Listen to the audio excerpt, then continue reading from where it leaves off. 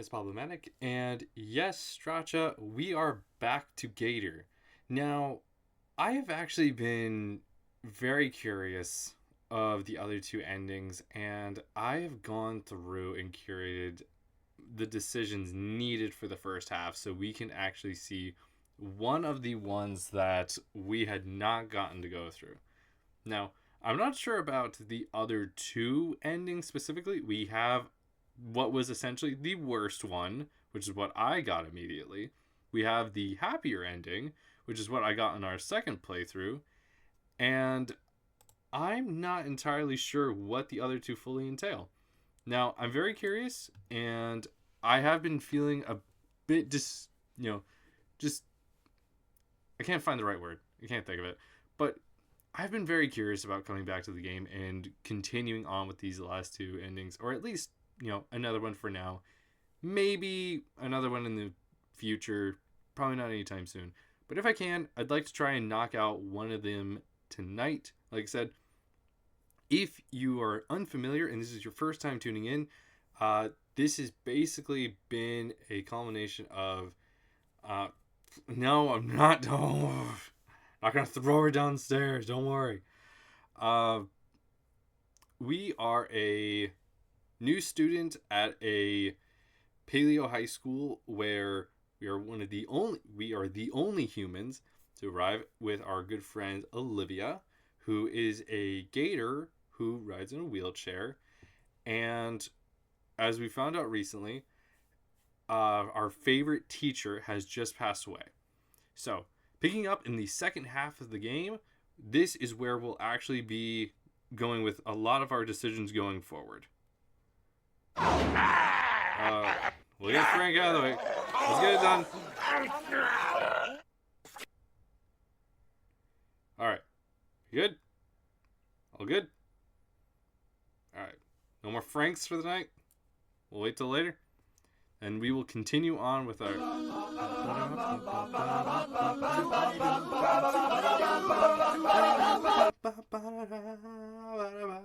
I do love the shoe body bop. Anyways. Okay. You're good. Let's go. We'll continue on with our story with Olivia and Inko.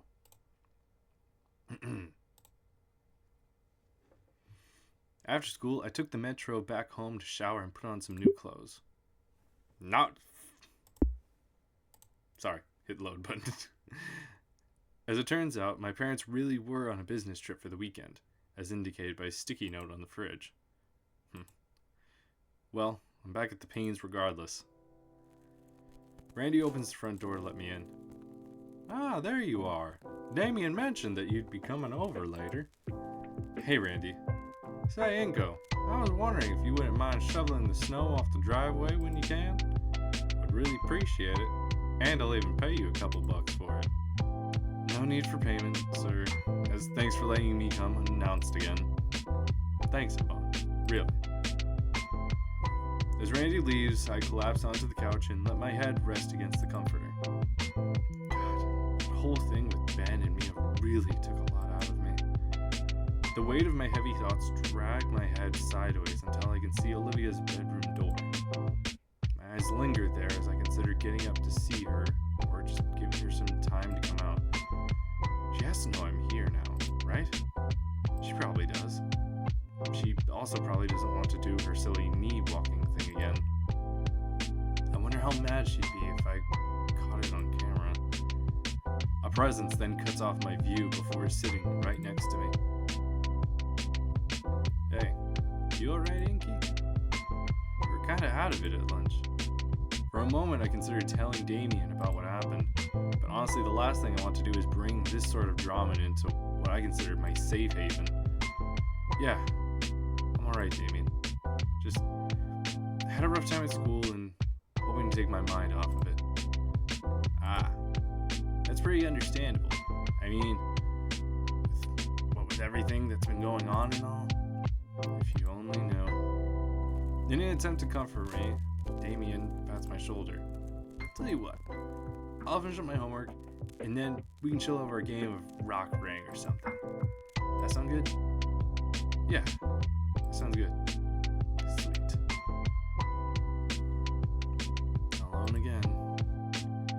stomach is aflutter with butterflies as I get up from the couch. Olivia's room is just a couple steps away, and each one stirs the butterflies even more. Once I reach it, I feel like I'm in the shadow of a colossal monolith. Come on, Inko, you just gotta knock. Damn it, arm, just lift up. Stop shaking. I'm awake, Uncle Randy. It's me, Olivia. I hear a quiet shuffling before Olivia speaks up, more loudly this time. Inko? Yeah. Are you okay? Decent? Damn you, brain. Can I come in? Yeah, just watch your step. Watch my step? My hand is still shaking as it makes contact with the knob. With a deep, calming breath, the butterflies finally start slowing down and I'm able to push the door open.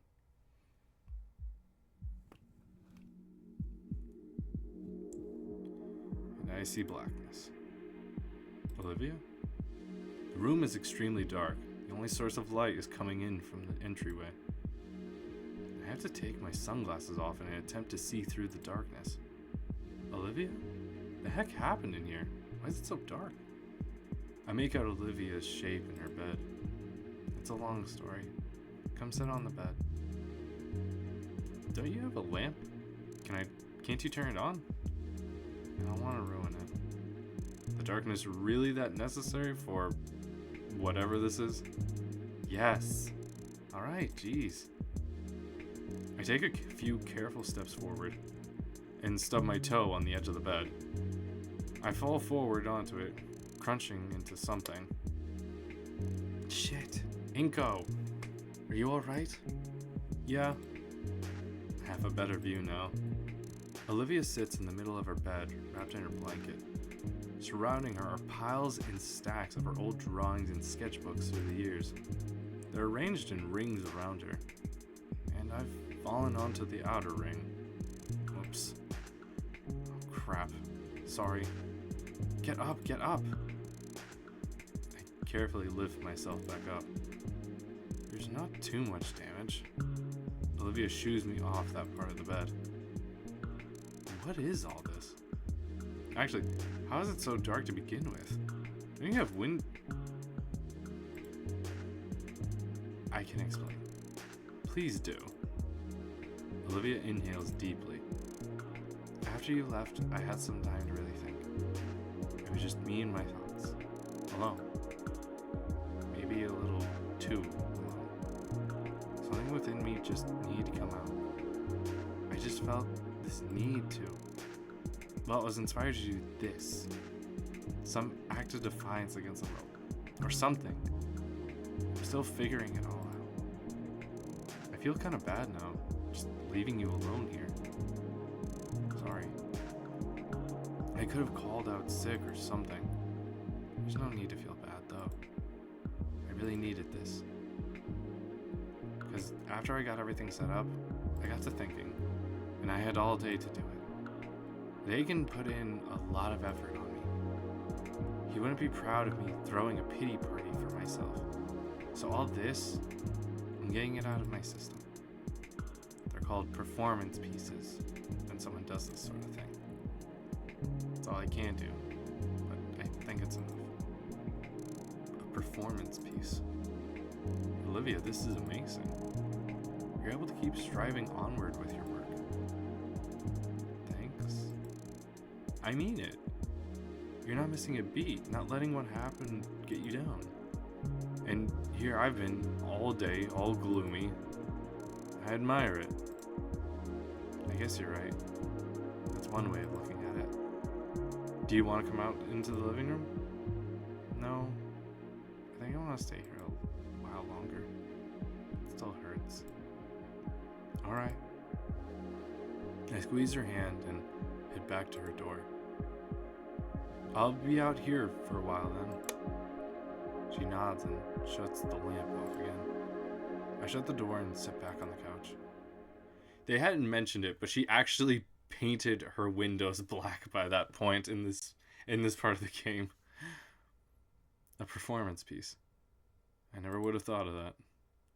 Man, that really is something else. Inky! Hey, Vinny. I wave at Vinny and Damien, the two brothers entering the living room from behind me. I guess the room is back there. Man, do I have a great timing or what? I take a moment to consider what he means when Vinny plants himself right in front of the television and begins pulling something from the cabinet underneath. Oh! You mean it's game time then? Yeah, man, it's game time. Damien takes the spot right next to his brother and helps him in setting up the large, squat block of console. Man, that thing looks pretty old and huge. Okay, we're all set. The controller is tossed into my lap and I marvel at just how large it is. Thanks, Damien. But I'm not much of a gamer. In fact, I've never actually played anything more than some Flash games online. Nah, it's cool. We can play something simple till you get used to it. Or, I don't want to be a bother, Damien. I'll be fine. Just watching for now. That's weird, Inky. You're weird. Bro, chill. Give Inko some time. He'll be playing once he sees how awesome it is. The young boy nods and focuses back on the screen. The screen flashes to a menu screen of some kind. Climbing deeper into the couch, I allow my mind to drift. Sometime later. I don't know how long my brain was off, only that it came back when I heard the telltale noise of a door hinge opening. Looking in the direction of the noise, I see Olivia on her knees, casually shuffling along the floor to the couch. Hey, Olivia. The game pauses when I say that, and the two brothers also wave at me. Hey guys, dinner ready yet? Almost, little ace. Oh wait, that was supposed to be Randy's. Randy's shout came from the kitchen. When did he get there? Man, I must have spaced out for a while. A quick check of my phone says I've been in deep thought for at least an hour. Phew. Okay, fish is ready. You guys. Fish? But I didn't hear any cooking. And I don't smell anything. You kids coming? Just a sec. Olivia and Vinny follow after Randy's voice without a word, while Damien quickly pauses his game and sets the controller aside before motioning me to join them. I push myself up and trudge towards the kitchen. Inside, the Payne family is hurrying to sit at the dining room table. Even Olivia is struggling to help herself up onto the chair. But a hand from Damien pulls her up. On the dining room table sits a silver tray covered in raw fish, wasabi, bottles of soy sauce, and slices of ginger. Ever had sashimi, Inko? I'm actually very familiar with it. I'm surprised at my sudden turn of luck. Many times, actually. My family orders stuff like this on the weekends a lot. Hey, that's great to hear. Well, don't just stand there. Feel free to join us. I eagerly take a seat, starting to feel slightly rejuvenated. Everybody begins to pass out plates to one another, and we all pluck pieces of salmon from the tray and place them onto our plates. 5 minutes in, and everybody's enjoying the fish. I can't help but notice nobody else is eating properly, though.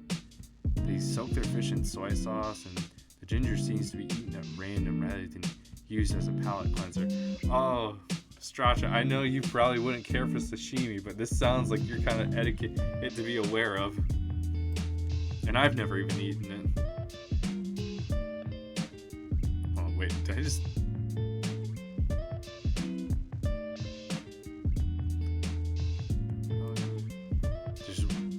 wantonly eat this delicious meal like that. I raise my voice to get the attention of everybody at the table. Oh god, I'm gonna look like an asshole. You know you're supposed to be using the wasabi and soy sauce on the same piece of fish, right? on opposite sides like this. I offer a demonstration. No kidding. Good to know. And the ginger slices are supposed to be eaten between pieces as a way of cleansing your palate and aiding digestion. Come on, who has the time? Plus, I like the taste. If you're going to eat traditional food, you should eat it the right way. Oh my god, he's coming off like such a douche. I didn't think this ending was going to be as bad as the first one. Damien smirks at me, and I can tell neither he nor Vinny has bothered to listen to what I have to say. At least Randy and Sophia have at least tried out the technique, albeit sloppily. And Olivia's looking at me with a bit of a pout on her face. What's wrong? We're not at a restaurant, Inko. Let them eat however they want. But the correct way ensures a balanced flavor. Maybe, but there's no accounting for taste, you know? Technique is the most important part of food like this. In some cases, it's even deadly if you don't follow careful instructions. Oh my god. Ever heard of fugu sashimi? It's made from pufferfish. If you don't prepare it right, it can be deadly. Good thing we're not eating pufferfish then. Well, yeah, but it's the idea behind it. You're welcome to eat it however you want. Just let us enjoy the food, okay? Fine. Oh, look at that little pouty bitch face right there. Olivia gives me an earnest smile before returning to her fish. It's a little disappointing to hear, especially since they don't get to eat this kind of food very often. It's kind of a waste if they don't eat it right. After dinner, Olivia, the Payne brothers, and I are all back in the living room. On the TV screen, two large robot-looking figures fire at one another with automatic weapons. No one bothered to keep track of time. We all were too enraptured by the pixelated entertainment before us, which is how I'd missed my last chance home. Miss Payne didn't look too upset though. In fact, I think they expected me to spend the night again, especially with how Randy had been so quick to pull out some blankets and pillows for me. Both of the parents insisted I stay, and it's not like I could realistically walk home. So once again, I'm staying over and currently sat at the foot of the couch with Olivia. And we're both bundled up to stave off the chilly winter night. The soft, growling purr that Olivia makes when she's content has become almost therapeutic to me. So, how are you feeling? I really enjoy spending time with everyone like this. Thank you for being here, Inko. I feel a lot better knowing you're with me. Same here. Her palm wraps around my left hand, and I give her a reassuring smile. In all honesty, I should probably go to bed now. Don't want to be tired and sad, you know? Yeah, I get it. Well, you could always join me in my room. Excuse me? Excuse me? I couldn't. Randy would kill me. Yeah, you're right. You want to help me up? Oh, yeah, sure. Goodness. That's one of the first times she puts a move on us in the playthroughs we've done, I think. With some careful movements and support of her tail, I help Olivia shuffle herself towards her room. I narrowly avoid stubbing my toe again. As I set her down on the bed, she quickly wraps herself in blankets. See you in the morning, Inko. You too. I quickly make my exit and close the door behind me, eager to hide the growing blush on my face. At this rate, I don't think I'll ever get used to this whole romance thing. Either way, I head back to the living room and fall on the couch, getting ready to pass out. All in all, today was pretty good. Mornings in the Payne residence were lively, to say the least. Or maybe it's because it's Saturday. That is to say, my weekend sleep schedule was cut far shorter than I would have liked. Mostly by Damien's little brother landing feet first on my chest and knocking the air out of my lungs. Inky! It's the second time in a row. I sputter and sit up in an attempt to get back some precious oxygen. Vinny immediately sat on the pillow I had used. Morning, Vinny. A check of my phone says that it's 7:30. 4 hours too early. The TV flickers a light, and Vinny starts flicking through the channels at a speed only he can comprehend. Morning, Iko. Sorry about the wake-up call. It's Vinny's favorite season. Winter? Hockey. Vinny cheers loudly, and I look to the screen to see a player being brutally slammed into the protective glass of the ice rink. Ah. Is Olivia up yet? Damien shrugs. Probably not. You guys were up pretty late last night. Plus it's the weekend. Best to just let her sleep off the food coma. She'll come out of her room eventually. Fair enough. As much as I would enjoy sleeping in as well, Damien and Vinny have taken occupancy over my pseudo bed. There is a recliner just next to us, but I'm not going to defile what must be Randy's throne. May as well stay up then, I guess. Mind if I get a bowl of cereal? Help yourself, amigo. At least I can check on any updates with my blogs. I head into the kitchen and make myself a bowl, being sure to add some sugar and honey from the condiment cupboard this time. Taking a seat at the table, I begin scrolling through my phone's feed while shoving cereal into my mouth. As always, top-of-the-line content. It's simply great how much can be done now with social networks, really giving a voice to the people. I consider sharing it with the others, but I don't want to ruin their fun. Afterwards, I rejoin Damien and Vinny in the living room, both of whom are absolutely enthralled by the hockey game playing on the TV. With every hit of puck or rogue shoulder check, the brothers explode with either excitement or devastation. The two also take turns assaulting me with more hockey trivia than I'll ever be able to use, particularly about Vinny's favorite goalie. And then he got into a fight with the entire hockey team and was transferred to this one. He's great. He's not that great. You just like him because he gets into the most fights. Yes. You sure like this sport. Heck yeah. The games are just kind of fun.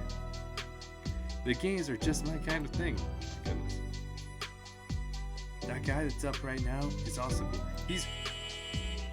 Are you freaking kidding me? Oh, that's a load of bull. Why didn't McDonald get the penalty? That guy sucks. Vinny, language. Sorry. Hey, tell him about your collection. Oh, I got all the bobbleheads for this team. Let me show you. Does he actually like the sport, or just the constant brawling? Is there really much of a difference? Yeah. Jokes aside, yeah, he actually likes it, despite the ice. We should play some street hockey sometime, once it warms up. You up? Not if it's always this chaotic. Relax, there's protective gear you can use. That's not the point. Here they are. The young boy dumps an armful of beaten up plastic figures onto my... Oh, wow, that's a lot. Vinny grins as he takes each of the wobbly-headed figures and gives me a brief explanation of who exactly they are. This bruiser here, he's known for his mean right hook. Oh, and with descriptions like that, I'm absolutely sure I'd rather sit out any game involving Vinny. I hear the nearby door creak open. Out crawls a tired Gator, rubbing the sleep from her eyes. She helps herself up onto the couch. Morning, sleepyhead. Welcome back to the land of the living. Morning, Livia. Olivia's eyes still closed, mumbles out what sounds like a good morning. Sleep well? Kinda. Couldn't fall asleep until 2 in the morning. Damien and Vinny start shouting in victory as the home team gets the final score.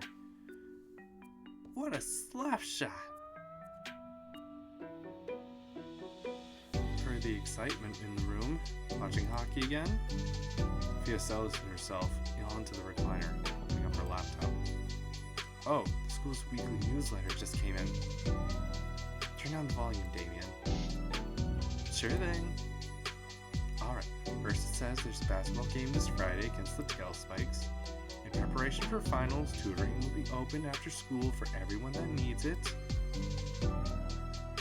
Damien. I got it covered, Mom. Liz is helping me out. I hope so. Senioritis won't be tolerated here. Oh, this is interesting. To all our students, you are invited to St. Hammond High School's 201M 2023 BC Winter Formal. Winter Formal? Damien yawns and stretches arms behind his back. Yeah, some event for seniors they got every year. Basically a dance, just more fancy. It's like the biggest event of the year. You know, next to graduation or prom or whatever. I don't think any of my previous schools ever did something like this. Just regular dances. Immerse yourself in the serene beauty of the wintry night sky with music, food, entertainment, and much more. We will also be holding a special memorial for one of St. Hammond's finest teachers who has recently passed, Mr. Trent Latake. Shoot. That's going to be tough to see. The event will take place at the Volterra Convention Center on Friday, December 15th from 7 p.m. to 10 p.m. Tickets for the Winter Formal are now on sale online or in Miss Brockling's class in room 211. $15 for one and $30 for couples. Please read our event dress code to know what will and will not be allowed for the formal. Have a great weekend. Go Feathertails. Well, it seems like you three have something to look forward to next month. Mrs. Payne closes her laptop with a smile and sets it aside. Mom, it's about that time? She gasps and checks the clock on the wall. I nearly forgot. Vinny, get your kimono on. I'll start the car. It's called a gi, Mom. I'll probably be running some errands while he's at karate practice, so I'll be out until dinner. I'm sure Vinny didn't mean to karate chop my throat as he got up. He's just eager to get to class. The back rub from Olivia helps my airway quicker at least. Well then, Damien switches on some game and slumps in his familiar position in the recliner in mere seconds. I don't even know how he keeps track of the blur of colors on screen. I feel like it's going to give me a seizure if I look too hard. So you two going together and smooching, right? A powerful, crushing force attempts to pulverize my fingers into mulch. Oh my god, Damien, you can't just start a conversation like that. Olivia's hand relents and leaves my palm feeling tender. Relax, I'm joking. Sorta. Your arms around her shoulder. He's kind of like the big brother, right? Yeah, Damien, I mean, being like adopted sibling kind of. I mean, yes, Damien's very much the one to poke fun at everyone. When did that get there? I go to remove it, but Olivia holds on tight. Yeah, well, you plan on going to the winter formal with Liz? Hell yeah, why wouldn't I? That was a fast answer. He shrugs. You, well, the formal. I don't... Well, I mean, I'm still stuck at home, you know? Crap, yeah. You know when you'll get a replacement chair? Could be a week, could be longer. The mail system around here is annoying. Jeez. Hey, I'll come visit every day after school. Oh, thanks. Still, it's at least a week of her not stepping foot outside. Damien was only half joking about us going to the winter formal, and that's definitely a good idea. Actually, I turn to Olivia and give her my undivided attention. Yes? Well, I was thinking, you and me and all. She gets into a wheelchair and then you push it down the stairs. Stop it! That was another ending. That was the worst ending. We're not on that ending right now. Stop it. Stop that, Straccia. My head tilts in confusion. Yes? A frustrated growl emanates from her clenched maw. You, me, somewhere, together. What? This is how dense guys are sometimes. Just like, you could just tell. It's simple in too few words. Like, you, me, somewhere, now. Are you saying you want to go somewhere with me? As her annoyance grows visibly on her face, I can't help but shy away. I fear she's going to snap. Whoa. My back hits the rug on the floor roughly as Olivia hovers over me on her hands and knees. Olivia? You, me, together, go somewhere. This is the kind of demanding, like, ooh, we need to, that's the kind of demanding, like, need to know. Don't beat around the bush. Right there. Wait, does she mean, like, a date? Yes! Oh. I've never been on a date. I only know what I've seen in movies and shows and stuff. Well, we are a couple now, and so this would be a regular thing. Yes, that's a very accurate representation of Inko right now. The dumb. Yeah. Right? Sure. Yeah, a date sounds good. Her tail waves happily behind her, and her annoyed face finally melts away into smug satisfaction. So, where do you want to go then?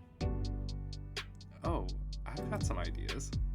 Okay. And you'll definitely love them. Of course. And I promise it won't be anything crazy expensive. I don't mind, Olivia. Great. Perfect. She lowers herself onto me, wrapping her arms around me in a powerful hug that threatens my lungs and spine. I do my best to return the hug, but at best it comes as me kind of petting her back with both hands. It seems to be enough though, as I feel the rumbling purr she emits. Ahem. Shut up, we're having a moment, Damien. Yeah, a moment in the living room. Shouldn't you have it on your actual date? No, I'm making up for last time. What? Nothing. You shut up too. Okay. I'm too busy enjoying the feeling of her purring atop of me anyway. I don't know what ending this is specifically going to be. And it's not as sweet as the golden ending, I think, right now. But I'm very scared of how it's going to turn. There were signs in this point of differences. I'm worried about what it's going to be. The rest of our day was spent in that living room, crowded around the old TV. At first, Olivia kept playing a few games, but after a while, she wrapped it over to a comedy channel on cable. It was pretty fun to relax a while, take our mind off of things and chuckle every now and again at some bozo getting pranked in public. When the sun began to set, though, I decided I should head home. I needed a shower and a change of clothes.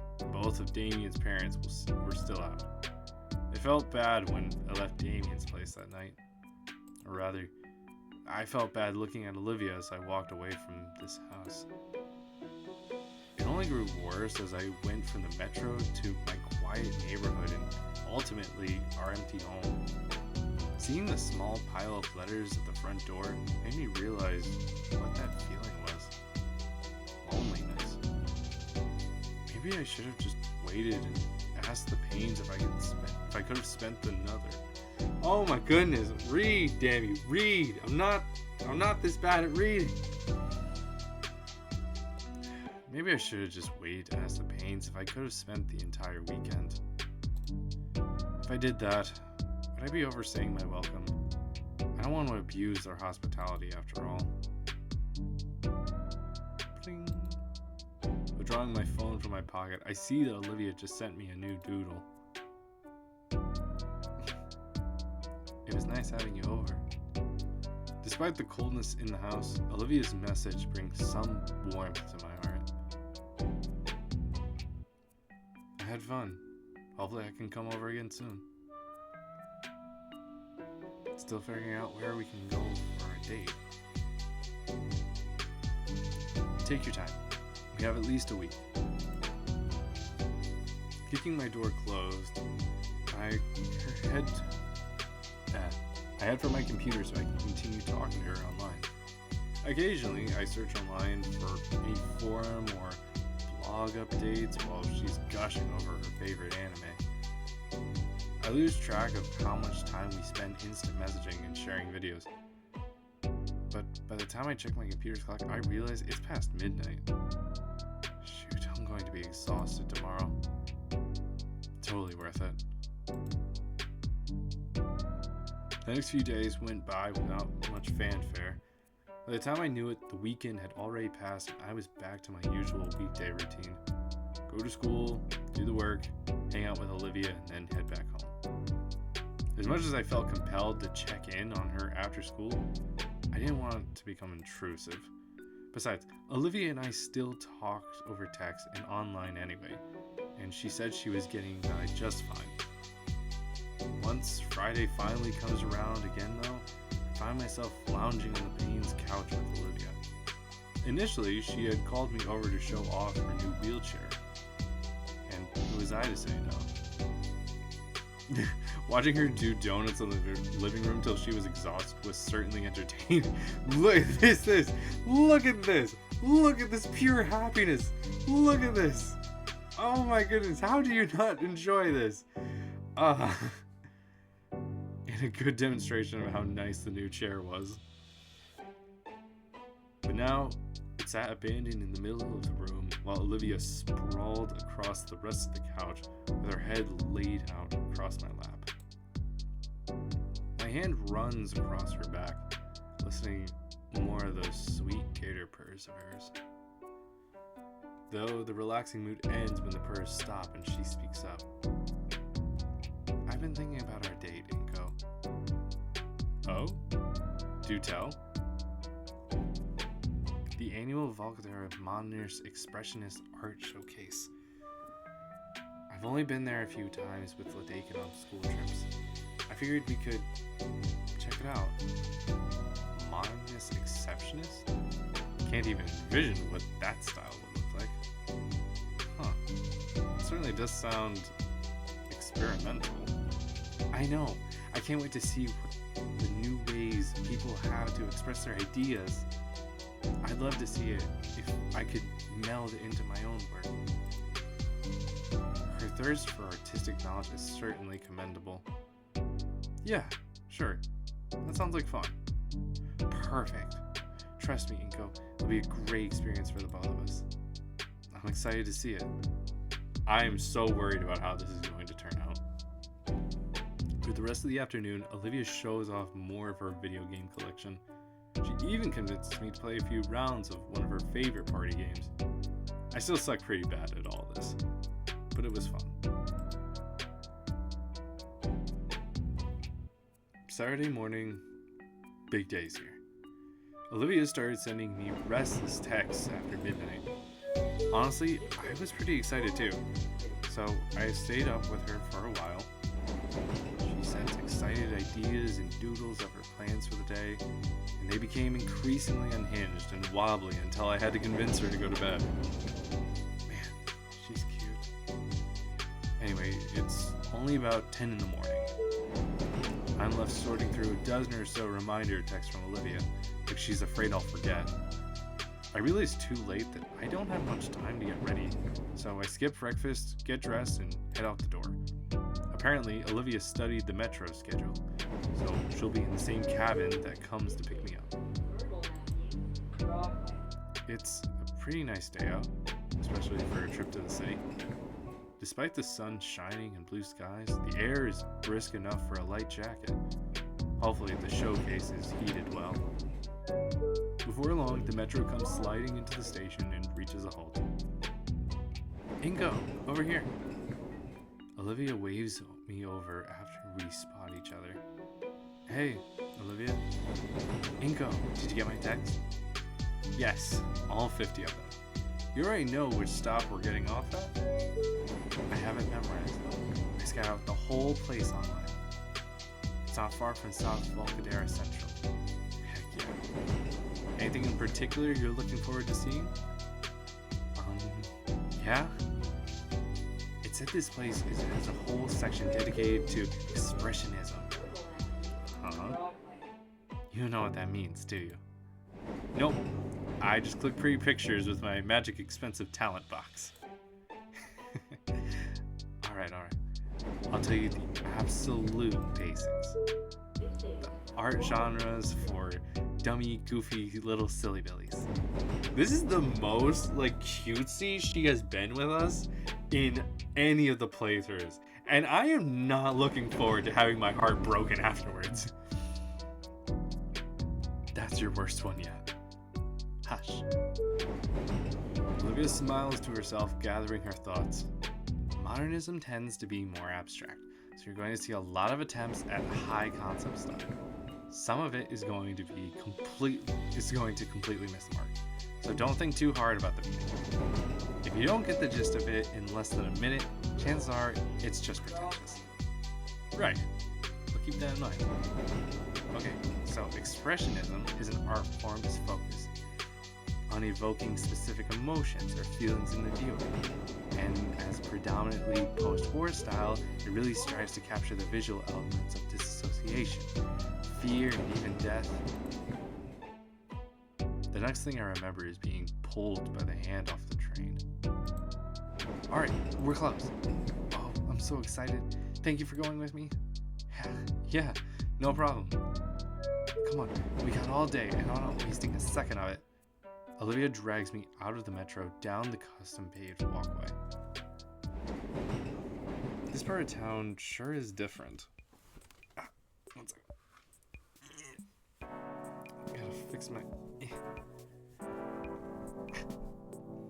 Gotta fix the shirt that's on the back of my seat here. There we go.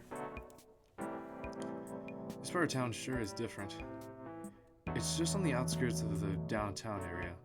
Skyscrapers looming overhead mere blocks away.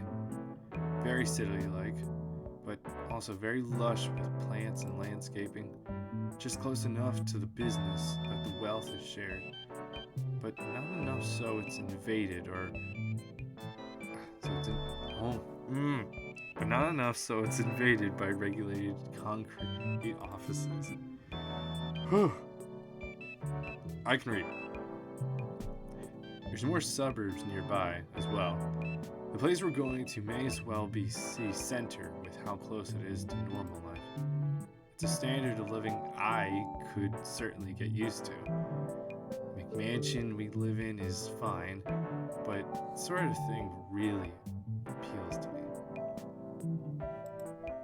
I'm imagining starting a family here. Inko! Oops. Did you say something? We're almost here. Look. Olivia japs her finger at a building ahead of us on the walkway. Surrounded by a wide open field stands a vaguely modernist-looking building. The structure and overall design makes it seem like the building itself is part of the exhibit, while also not being too intrusive with the surrounding architecture. And the door doesn't budge. Olivia impatiently tries pulling the door open again, trying to jerk it open. It clunks uselessly. What the fuck? Olivia, the sign. It opens at 10. And my phone says it's 9:30. But she's interrupted by a low rumbling noise and a dusting of red blooms on her cheeks. Olivia? Did you just wake up and rush to the metro without breakfast? Yeah. Well, I can't blame you. I was excited and forgot to eat as well. Sorry. Don't be sorry. There's a local cafe just across the street. I gesture at it. Come on, let's get out of the cold. Okay.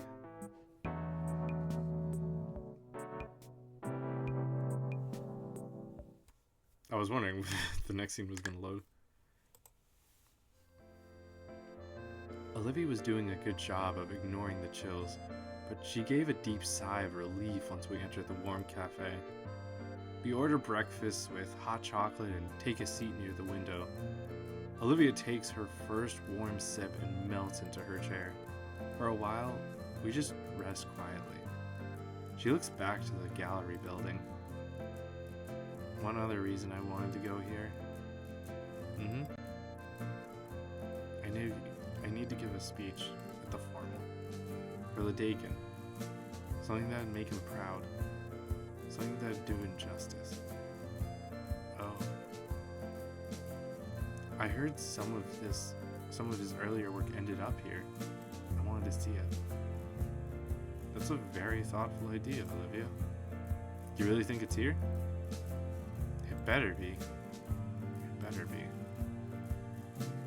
Olivia blows into her hot chocolate and then takes a deep, careful sip.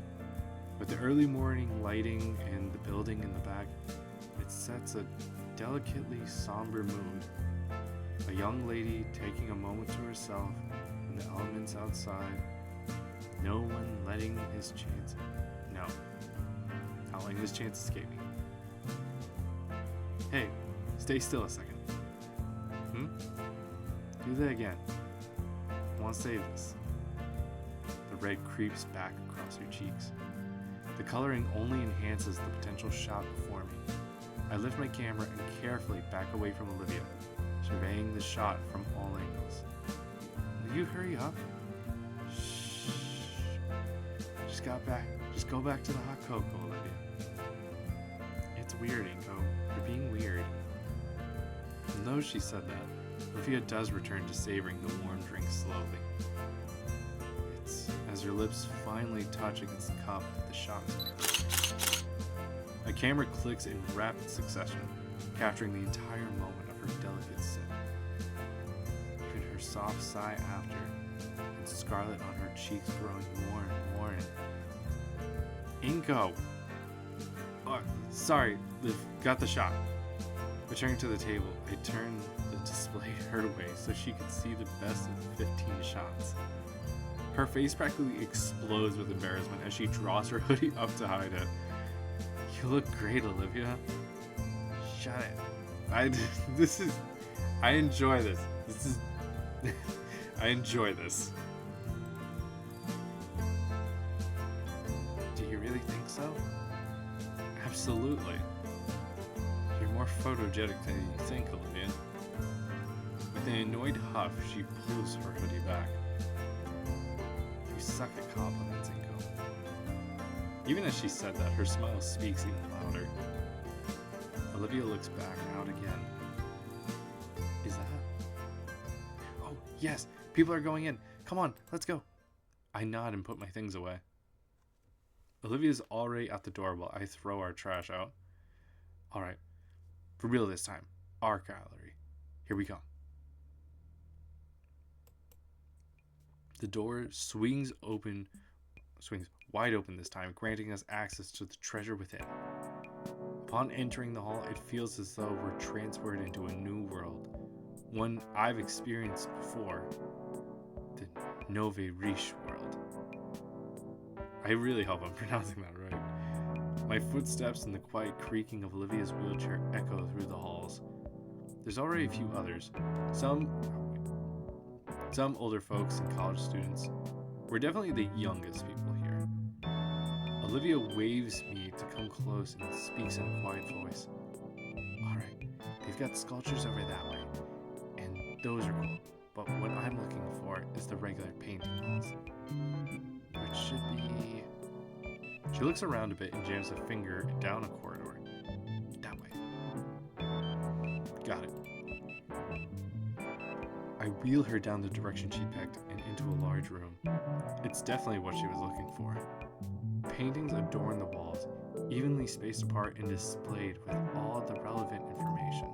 If Ladegan's work is anywhere, it'll be here. We start searching and, man, this building is beautiful. I end up taking lots of shots. I feel like that's actually a big no-no. I don't think you're supposed to take photos in an art gallery. Olivia was a bit nervous and made it very clear if I used flash even once, she'd nibble my arm off. I'm taking shots of Olivia looking around. The building itself, the occasional sculpture or painting I find neat. This is really fun. We definitely gotta make this a reoccurring thing. At some points, Olivia stops and talks with one of the other visitors. She's actually hitting it off pretty good introducing herself. Hello, Abiki! Thank you! Much appreciated! She even gets to make a couple connections to local artists. A few even give her a business card. Didn't know artists use those. And the art itself, some of the paintings are beautiful landscapes. Some more abstract, might be the modernism thing Olivia bum rushed me with on the way here. We're doing well. Just tune in. This is I Want to Hug That Gator, and we are on our first date with Olivia. Although this is my third time playing through, and this is the third ending we're playing for. We had the worst. We had what I think was the best. I don't know what this one is going to be, so I'm very concerned. Some more abstract. Might be that modernism thing she bum rushed me with on the way here. Some, though, are just trash. Overly pretentious, just warped, ugly figures or meaningless arrangements of colors. I can do better than this. Oh. That's a fucking toxic trait. We're just like, oh, where do you think like you could do better? Olivia stares a bit at some of them. I don't know what for. As far as I know, a lot of the stuff is just used in money laundering. That is very common, actually. That is a very common art world fact. You want to sell, you want to, give money away, or quote unquote give it away, pay someone. You use art as the excuse, because who could put a dollar value on that? We search on and on, but none of the paintings we see are by Ladegan. Even after an hour, even after splitting up to check some of the smaller rooms, we find nothing.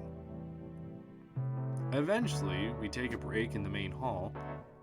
Even the benches here are sleek. Hence wife's dream. Absolutely. Not easy to launder money this way. No one's paying me for this. So far, all the modern art stuff has been, to be honest, they felt like absurd jokes. Between very questionably shaped statues to just objects glued onto hanging canvases, it's all just bizarre to me.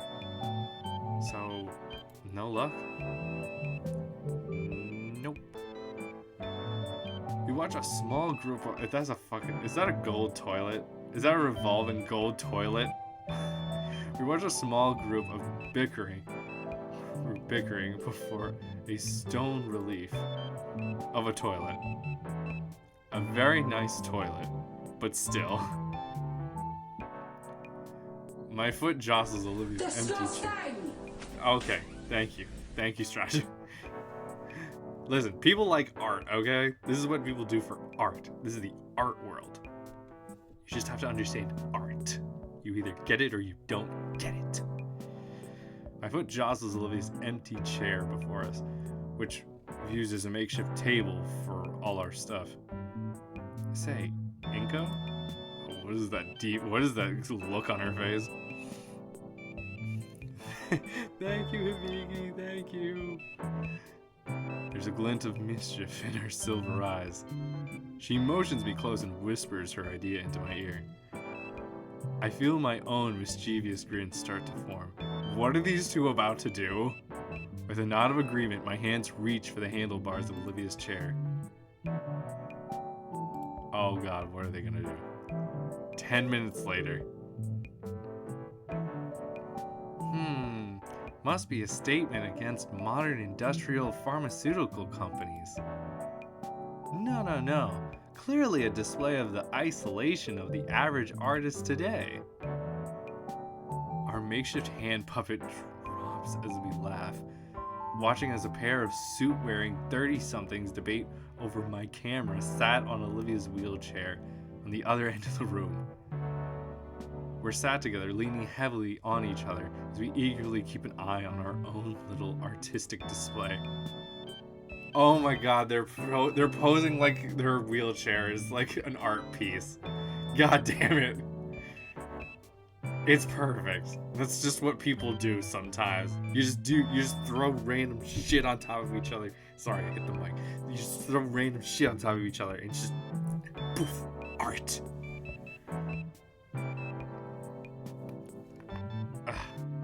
On one end of the hall, us, just a normal, unassuming couple taking a breather and enjoying each other's company. On the other end, in front of a blank section of wall, a lone wheelchair sits with a camera carefully placed in its seat. It was Olivia's idea. She's a genius. Every few minutes, a patron will come waltzing down the hall and take pause to stare at it, like it's the most profound thing they've ever seen. I love this. I don't know what kind of date this would be for most people, but I think this is fucking hilarious and I like it. When some journalist-looking guy took a knee to get a picture, it took all we had to not burst into laughter. It worked on everyone that passed by, without fail, every time. Eventually, the flow of people slows down, and I feel Olivia squeeze my hand. You okay? Yeah, I'm having a lot of fun. Sorry we haven't found what you're looking for. Oh wait, hold on. Sorry we haven't found what you were looking for yet. It's fine. I'm still seeing a lot of neat stuff. It does kind of suck. It's probably not here though. Yeah, I hear you. You got some new buddies, I saw. Yeah, we're not the only artists here right now. One of them was here to check her work, since it was recently displayed. Wow. There's a lot of great stuff here. Nice. I'm glad. I really like the... What is your face? What is this? What is this face? Goodness. What are you? Remember, I'm sorry, everyone here currently, like mostly in the city, is paleo. But, you know, our character, this is supposed to be a human. But this is a human person, mind you, in this world. Well, even he does look odd for just being a human, admittedly. There are other people. Oh, what have we here? It's an older woman who called out to us, approaching with a serpentine look in her eye. From her elegant sequin dress to her bright golden heels that click with each step, I can only guess that she's some important figure here. Wait, ma'am, would you be? Olivia's excited words are cut off by the well-dressed woman, now standing right before us and sporting a simple smile. What smile? Yes, Lana Scarborough. I own and operate this gallery. It's a pleasure to make your acquaintance, Miss Scarborough. The rehearsed words come out so easily. Those sudden garden parties I attended having helped me to learn the proper etiquette. I'm incognito. And she's Olivia Halford. Oh, yeah, another thing. Incognito. Clever, I know. I wouldn't be able to come up with something of that sort. You two are awfully young. Are you two on a date? Yes, ma'am. Olivia blushes a bit at how confidently I say it. Why, here, of all places? What piqued your curiosity, if I may ask? I'm working towards becoming a photographer myself, and today was all Olivia's idea. I can see that DSLR you have certainly brings back some memories. Olivia straightens her posture with confidence. I'm an aspiring artist, Miss Scarborough. Please, Elena is just fine. Right. Elena, I wanted to learn more about the current art world. And there's a particular art piece I'd like to see here. Elena nods. Is there anything here by a Trent Ledagan? Ledagan? That's definitely a unique name. One I haven't heard in a long time, and one I couldn't possibly forget. You mean... Yes, I'm certain we have some work from him still around. Would you like me to lead the way? Yes, please. I believe it's a bit far, on the other end of the facility. I can see how it'd be easy to miss. It's a bit hidden away in one of the smaller rooms. Come. She stops mid-turn. Huh? I don't remember that being installed. Oh no. Interesting. Oh god, I think she's referring to the... I don't know, and I don't know what noise this is supposed to be that Inko is making in this. I get that they're laughing, but... Hey.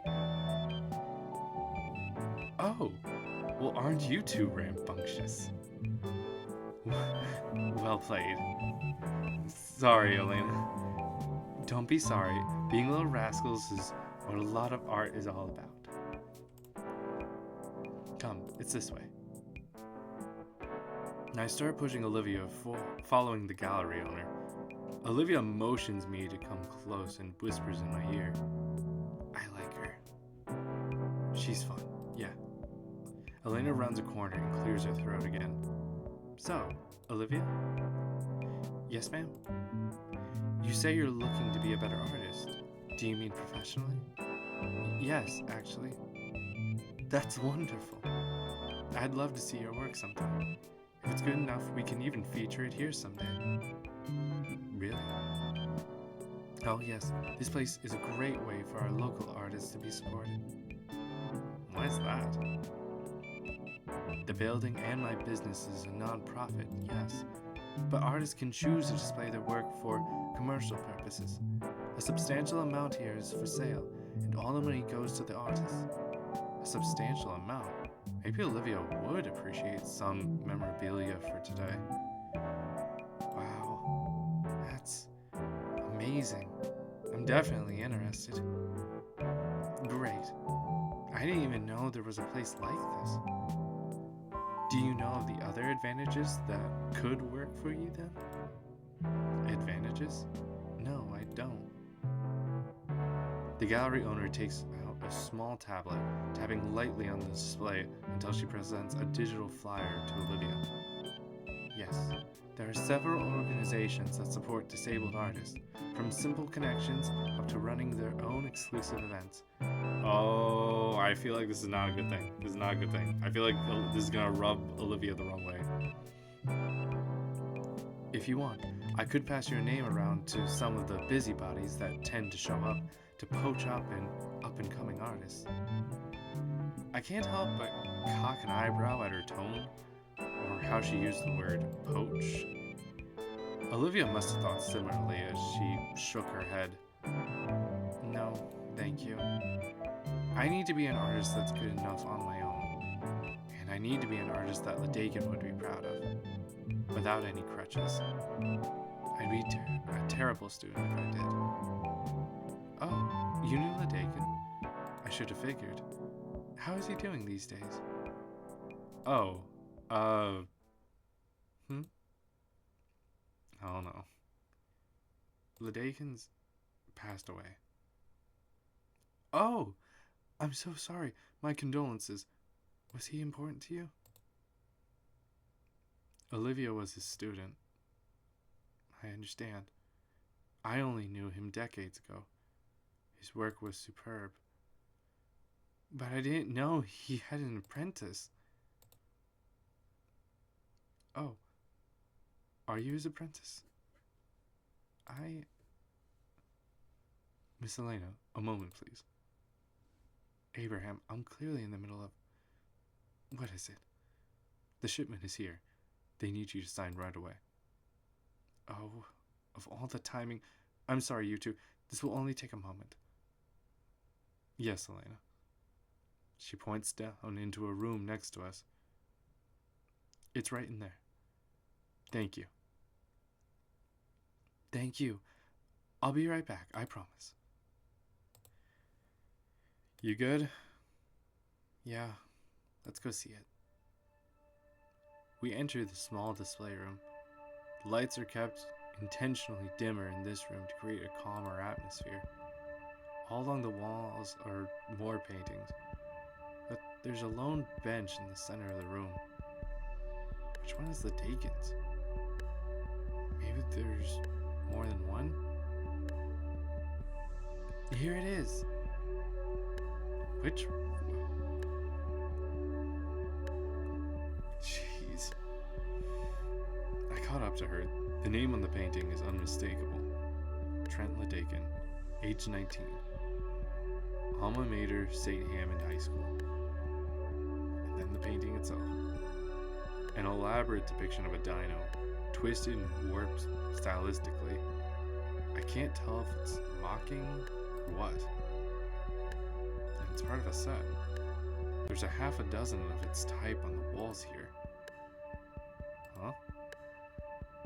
It's the real thing. Wow. They're amazing.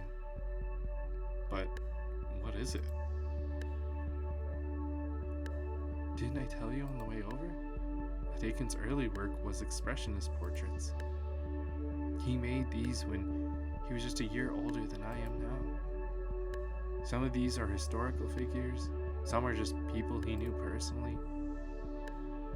A few are just everyman. They're made in a very special way.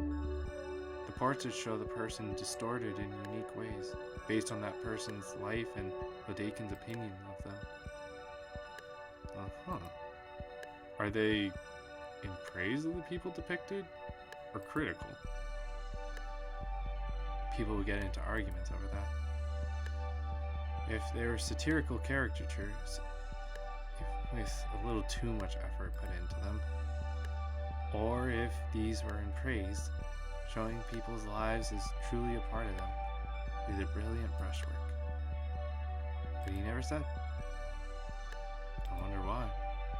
If you ask me, I think it's both. It's not about how good or bad he wanted to depict people. It's a brutal sincerity, an urge to embrace our flaws and strengthen together. People either disregarded one or the other in their interpretations. It's like he recreated the proverbial half glass of water. Amazing, right? I think?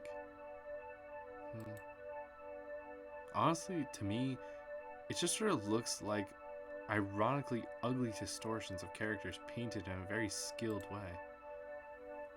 I like your interpretation. It's really deep. Thanks.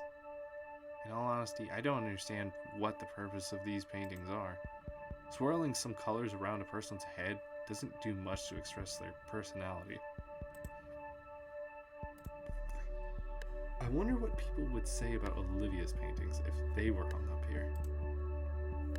Will she even get that chance? It's a lot harder to get into the mainstream nowadays than it was when Ladakin was her age. Speaking of... Hey, Olivia? Why did you reject Elena's offer earlier? I said already, I want to be good enough artist without that stuff. If I'm Ledakin's legacy, I need to live up to his accomplishments. Ledakin didn't need any benefits to get where he was, so I shouldn't either. Are you sure? Olivia cocks an eyebrow. It's just a kickstart to your career. It's a safety net. It's a guarantee that later you can live up to his skill. It's a better chance to even surpass his claim. But it's not what I want. Ledakin passed on what he knew to me. It's not right to take the easy way up. Besides, I don't want to be shoehorned into some niche category simply because I was born into it. And what of your own legacy, eventually? What happens if you just can't find another big break like that? You wouldn't be able to pass on what he taught you to someone else. Isn't that scary? It's terrifying. Her words shook as she said that. You make a good point, but... Olivia's eyes look at Ledakin's name on the wall, which seems to fill her with courage. For now, I'll just think about it, alright? The loud clicking of heels causes Olivia and I to look toward the entrance of the room. Did you two find it? Oh, excellent. Yes, Elena, we found it. I just love this set. Who doesn't love a good bit of a critical analysis? Did you two get what you wanted? Yes. Yes, I think I did. I need to see the real thing. Thanks, Elena. Of course. I'm glad to help. Is there anything else you needed? Actually, Elena? Is this set for sale? The set here? Now that I think about it, it was. Although the price was pretty high, I think he only wanted the money if it were really substantial. If you two know him, I could lower it for you to be something more reasonable. I think he would want that. I think it'd be nice to get at least one for Olivia. Inko! Huh. She tugs at my sleeve. No, please don't. They're right where they need to be. But you just said everyone else doesn't get it. Even so, I want to stay here where everyone can see it. I can never keep it to myself, like it's some kind of personal keepsake. Please, Inko, don't. Okay. Sorry. I just thought you'd appreciate it. Thanks for thinking of me, but no. Okay. I take Olivia's hand, her tense claws slowly receding. How much longer will these stay up? Oh, indefinitely, probably. People do really like the work. They just can't afford it. I suppose if someone does buy it now, his next of kin would get the money. I should contact them and make sure that sort of thing is arranged, just in case. Sorry for getting emotional there. No, not at all. I think that mindset is very noble of you. Well, I have other things to attend to, if you'll excuse me. Thank you for your visit. Please let me know if there's anything else you need. As the owner starts walking away, Olivia squeezes my hand. Within her silver eyes, I can see Olivia's thoughts at war with one another. Elena? She stops and turns again. Yes? You asked before if I was Ledakin's apprentice? Oh yes, then I got cut off. My bad. Are you? I am. Elena gives a warm smile. Then I expect big things from you. While Olivia said I shouldn't buy Ledakin's pieces, I could still give something to Olivia. Taking out my camera, I adjust the ISO and f-stop so I won't need to use my flash within the room. Inko? This'll just take a moment. It's a simple matter, The paintings being the sole subject of the photos I take. I don't even have to manually focus on them. The camera clicks near silently as I pace the room, capturing the perfect duplicate of each of our teachers' works. When we finish here, I'll be sure to print and frame them for Olivia. But for now, I should focus on her day. I stroll back to Olivia and hand her my camera so that she can inspect the shots herself. She smiles as she looks over them, and I take hold of her chair. Say, you want to go snag some of the little sandwiches they had at the front? Sure, you drive. With a nod, we exit the room and start heading back to the main hall of the gallery. Inko? Olivia's head tilts back so she can look me in the eye. Sorry if this wasn't the ideal date. What? No, I'm enjoying it, Olivia. You sure? Absolutely. In fact, I want to see more galleries like this. Just the two of us. Critiquing fascinating new pieces, giving our honest thoughts, snapping photos of the best ones. I could definitely picture us going on more dates like this. However, there's also another date I have in mind. Olivia? Yeah? About the winter formal. Yeah? Do you still want to go with me? I nearly stumble over her now wagging tail. Of course! We are going together. Yes, I know, but I mean, yes, Inko, I want to go with you. Ah. Wow. What is the ending to this? Because this feels almost more wholesome than the previous one. Oh, God, I enjoy it. I love it. I love it too much. Her eager words send a wave of easiness through my mind and body, relieving tension that I hadn't even noticed. So, it's a date? It's a date. A smile tugs at her face as she reaches out for my hand. I take hers. We continue to walk to the exit. On the metro ride back, Olivia leans against my shoulder. Her eyes follow landmarks out the window on the other side of the car as we pass them by. Despite the loud humming of the tracks, I feel Olivia humming to herself. So, what are you thinking? I'm trying to put my thoughts together. What I'm going to say for the Dakin Memorial. I definitely have all the pieces I need. Just having a hard time stringing them together. How so? Don't know. Just needs to be something that will really do him justice. I need a solid direction. We pass under a few bridges while the thoughts sit.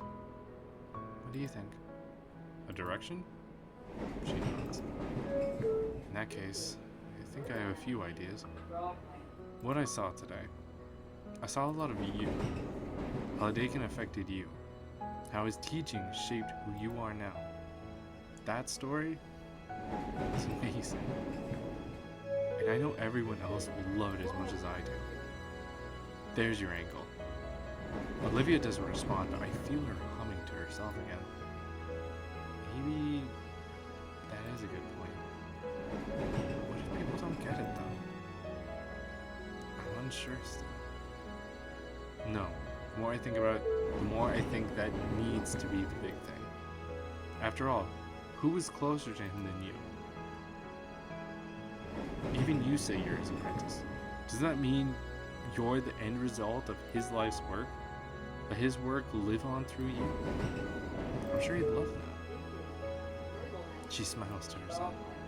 Yeah, I think you're right. Thanks. This really helped. I'm glad to be of service. The rest of the ride goes quieter, just us enjoying each other's company. I try to escort Olivia back home when the time comes, but she insists she can get there on her own. She offers me one last hug before we part ways for the day. As the metro races towards my stop, I think about the future. Olivia and I are going to the winter forum together. I need a good outfit and a bouquet. I want to impress her. I don't know what kind of dress she'll want to wear. Might be hard since she's disabled, but maybe I can look into it and give her some suggestions. It's December. Winter in Volcadera Bless is officially here. And as if to celebrate the occasion, tonight is St. Hammond's Winter Formal. Okay. We're hitting the formal. Sorry, just got to whistle.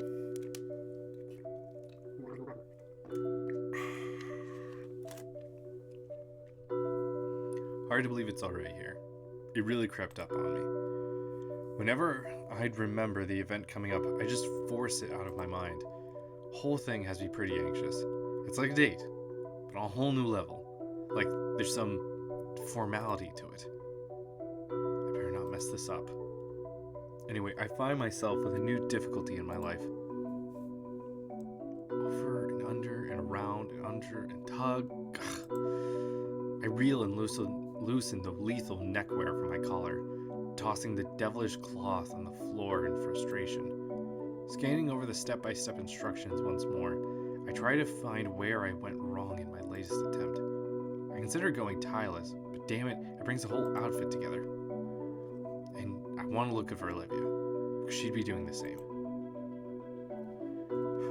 Picking the slim fabric back up, I noticed just how badly wrinkled and ugly it is. Time is running out, sadly. We still had class today, after all. Forget it. I have another shirt that works without the tie and still looks good. Dumping the fashionable noose in my hamper and swapping outfits, my thoughts travel freely. Everyone in the school was excited for the formal. Though Olivia, she looked excited too, but there was something just beneath the surface. Anxiety, probably, or Mr. Ledakin's vigil.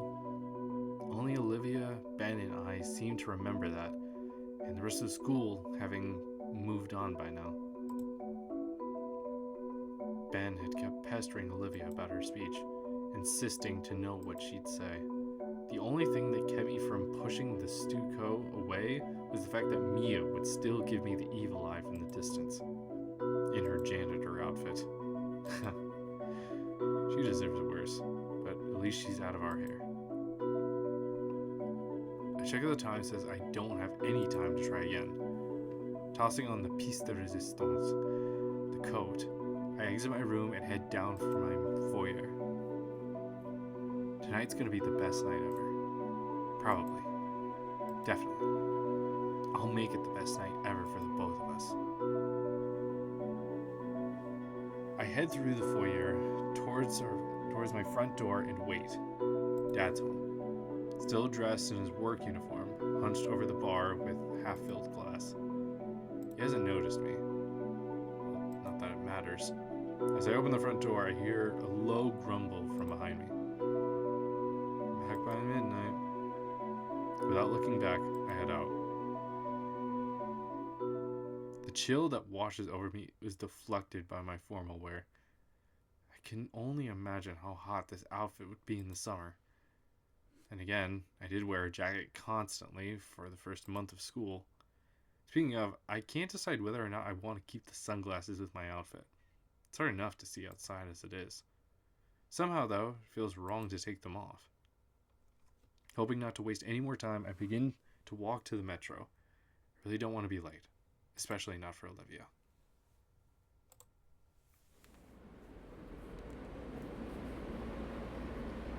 It's the same ride I've taken countless times this year. This time, it has a sense of finality to it. The rocking motions of the cabin are both calming and nauseating at the same time. I find myself teetering between positivity and negativity. If there's one night that I need to go well, it's tonight. No dodgeballs to the face, no falling into pools, no harassment from everybody. I pray that Ledakin's eulogy goes smoothly. Good.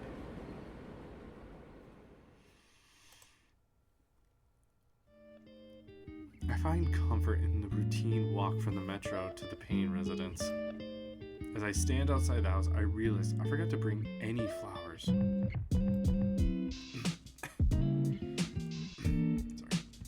But this isn't prom yet, so I think that's okay. It's December, and that means festivities. The house is adorned with a row of colorful Christmas lights. So I had to put those up too. It was worth it to see Vinny and Olivia smile like that. But man, at this rate, I'm going to get jacked doing these chores for them. After a quick knock at the door, I wait patiently for an answer. I hear some voices on the other side. Something about being too cold, I think. It's pretty funny the first time, but they do this every time I swing by. I didn't think the weather bothered them that much. A moment later, Damien swings the door open. Hey, Inko. You looking snazzy? Thanks. This is all new stuff. Think Olivia will like it? Probably. She'd probably just be excited seeing you wearing any old suit. Well, it's the effort that counts, right? Yeah, like I wanted to wear a t-shirt that looked just like the real thing, so I could be cozier and not have to deal with ties and other annoying stuff. Mom threatened to beat the snot out of me if I did for some reason. Thought I'd get away with doing it anyways, but then Liz threatened the same thing. You're gonna get jacked and look like you're P&G to her? Oh, I wish. I would love to see that for Inko, honestly. Girls, right? Anyway, come on in, Ori. Stand cold. He slams the door behind me when I step in. The inside is also decorated for the holidays. Sophia must have spent hours decorating, as the living room is a tapestry of Christmas spirit. It even suffuses the air, the eternal heating mixing with the scent of sweets baked with cinnamon. I'll have to ask her later to take pictures of this beautiful holiday scene within the living room. Liz and the Paynes are still sitting in the living room. Hey guys. Inko, is it true you ordered a... Shh. I think it's supposed to be a surprise for her. Oh. Thanks again. It's crazy getting one of those. Yeah, Olivia's gonna love it. I really feel like we should have pitched in more though. Don't worry about it. It was my idea. Alright. Nice suit, by the way. Why, thank you. Damien nonchalantly takes a seat on the couch next to Liz and wraps an arm around her like it's no big deal.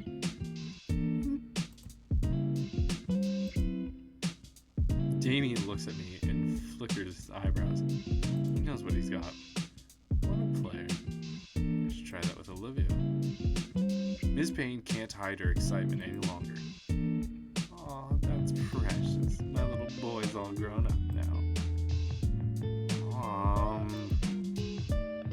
Now, Damien, it's your parents' God-given right to tease you.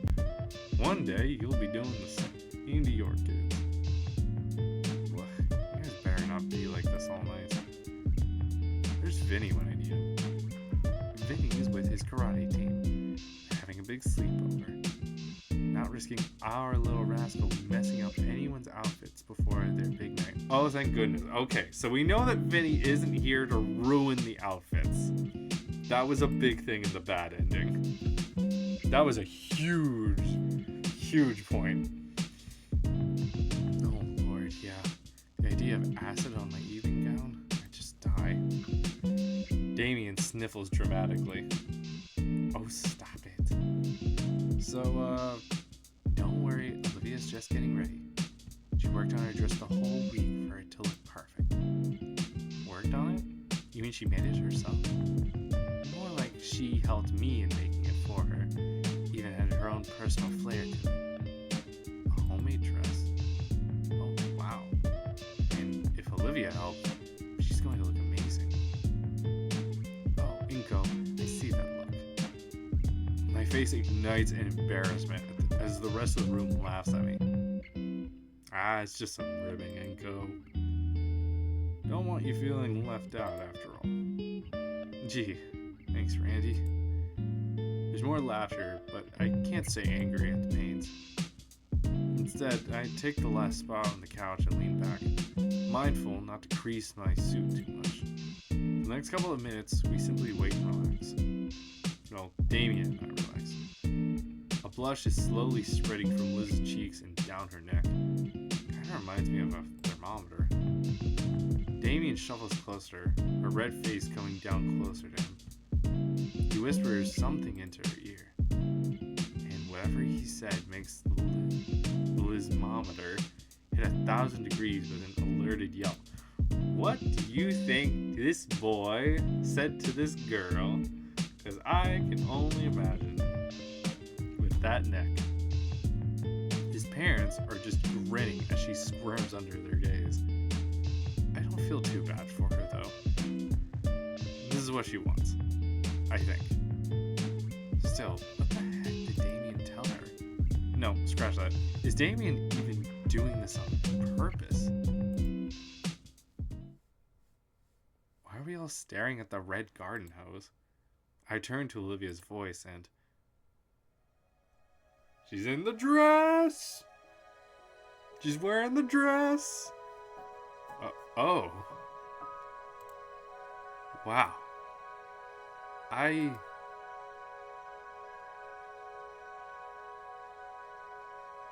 Oh, I knew you'd look amazing, Olivia.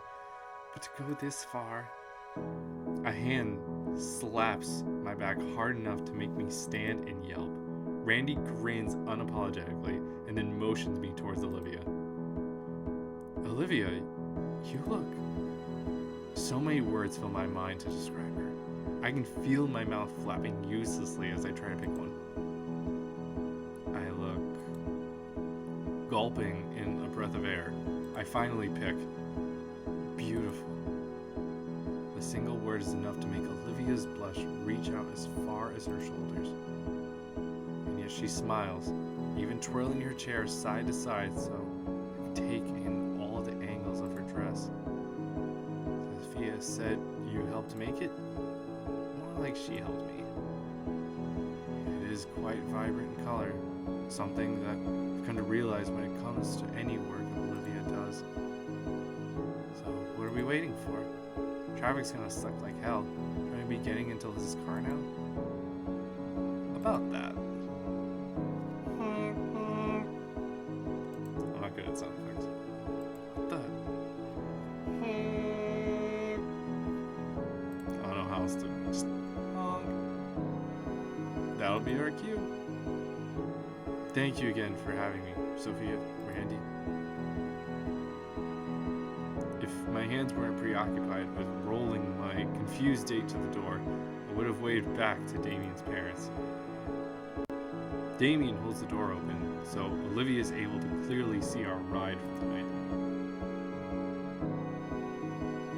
Whoa, awesome. The pristine white limousine parked out front idles, waiting for us.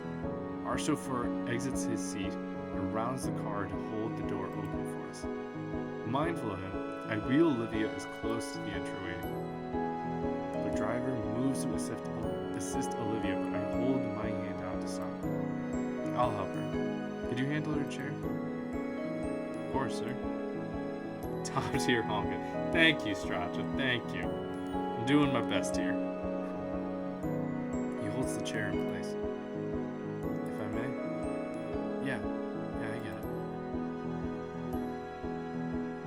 With all the care necessary, one arm snakes behind Olivia's knees and the other around her back. I lift Olivia from her chair in a princess carry, feeling my legs shaking as I take the final 2 steps.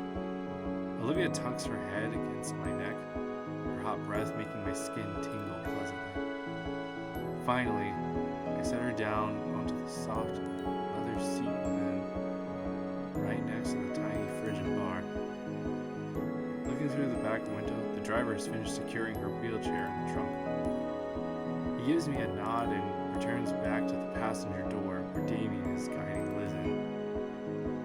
This is the scene like we have not gotten to see in any playthroughs yet. Oh wow, looks even nicer than on the website. Hey Inky, the bar's free game, right? I throw Damien a thumbs up. I'll pay for it. Inko, we didn't agree. It's fine, Liz. I covered the extra cost. awesome. Damien's already pulled 2 glass bottles of cola from the tiny fridge. Psst. That was with his tooth. He cracks open a second one with his minimal effort.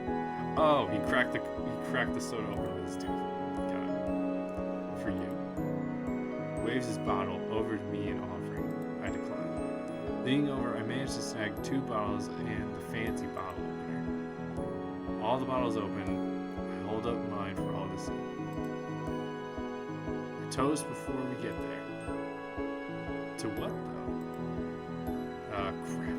I didn't think ahead for this. To a good night. And to the Dakin's memory. Yeah!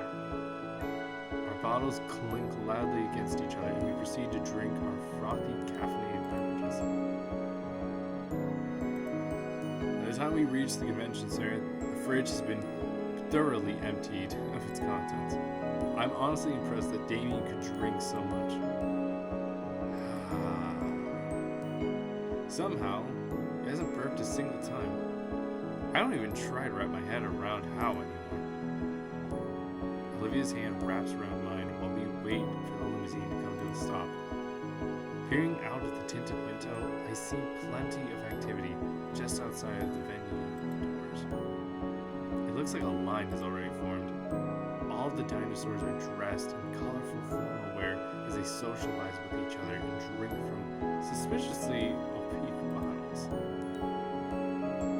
We're not even in the door, and the party's already started. Olivia suddenly wraps her hand around mine, drawing my attention away from the sight. Everybody else is going to be so jealous of us. That was the intention. I smile and squeeze Olivia's hand. She squeezes back. The shining moment finally comes as our limousine pulls into the open carpet in front of the venue. Quiet the crowd down to just murmurs. We wait in deafening silence for another minute or so before the passenger door opens wide. Taking initiative, I step out into the open as the driver sets up the wheelchair with a flourish. Our ride makes a great set piece. It naturally draws the attention of everyone nearby as I ease Olivia into her chair gently.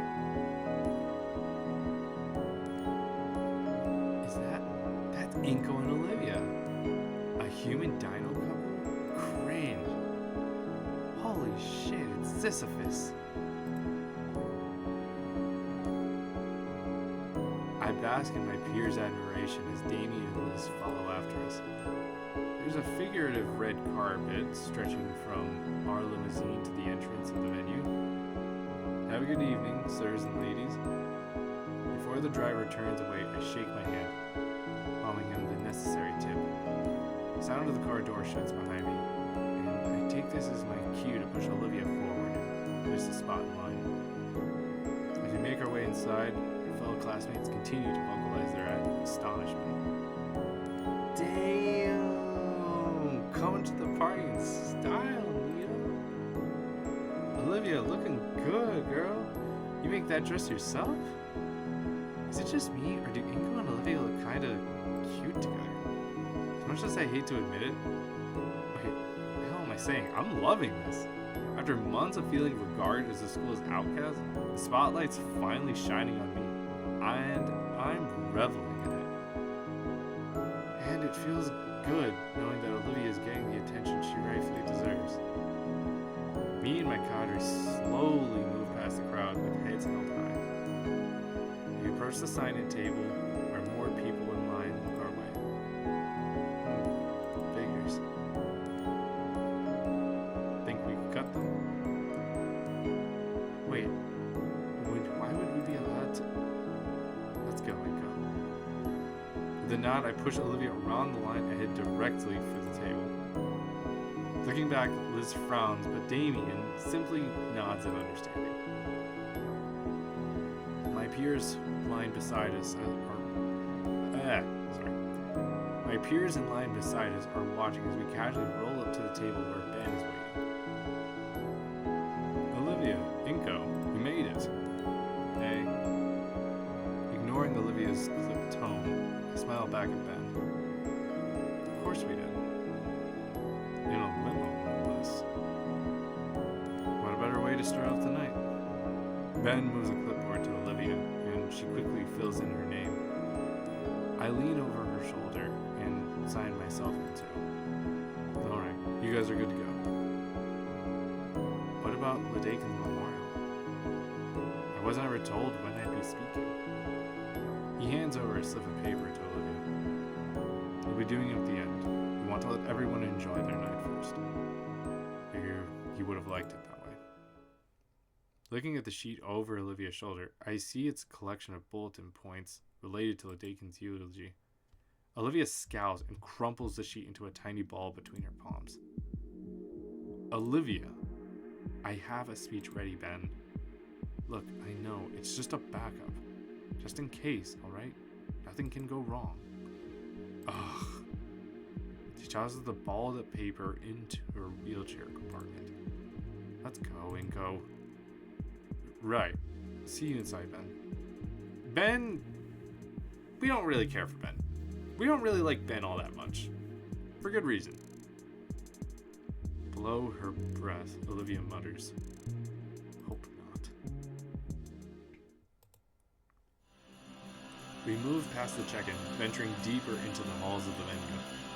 Ahead of us, an open set of double doors leads to the main hall.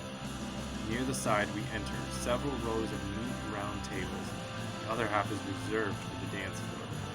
And on the far side, a large stage for live performances. Nobody seems particularly interested in Christmas music that echoes from wall-mounted speakers. Now that we're here, I don't think they take the winter part so literally. Drapes of white and blue hang along the walls. All of the table centerpieces look like crystalline statues shaped into snowflakes. Even the large chandelier hanging above the crowd seems to have drooping icicles dangling from it. Above us is a giant glass ceiling that opens to the night sky. There's too much light pollution to make out any constellations. The moon is really pretty. An image comes to mind immediately. Lights dimming, music slows to something soft. Only real source of light is the moon hanging overhead. True moonlit dance. I wonder if I can make that happen. That would be nice. This isn't the only room, of course. To the sides and several directions are doors that lead to other halls and rooms. Olivia's looking around at the other exits too. Well, we made it. What do you want to do? I gestured towards the dance floor. Feel like getting jiggy with it? Oh my god.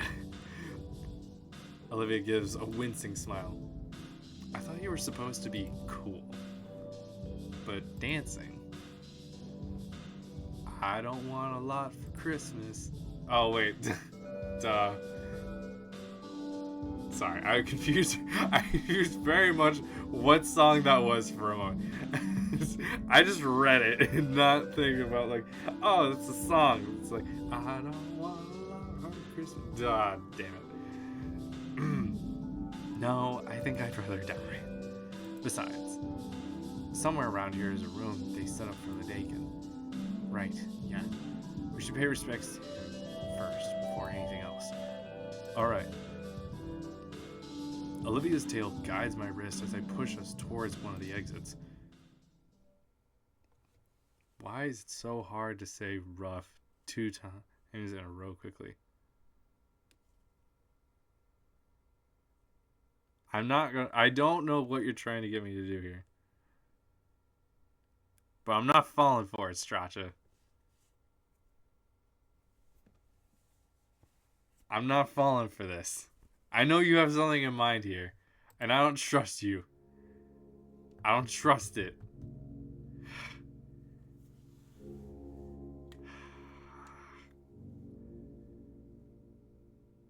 Why is it so hard to say rough 2 times in a row quickly? It's not hard. You just go rough, rough.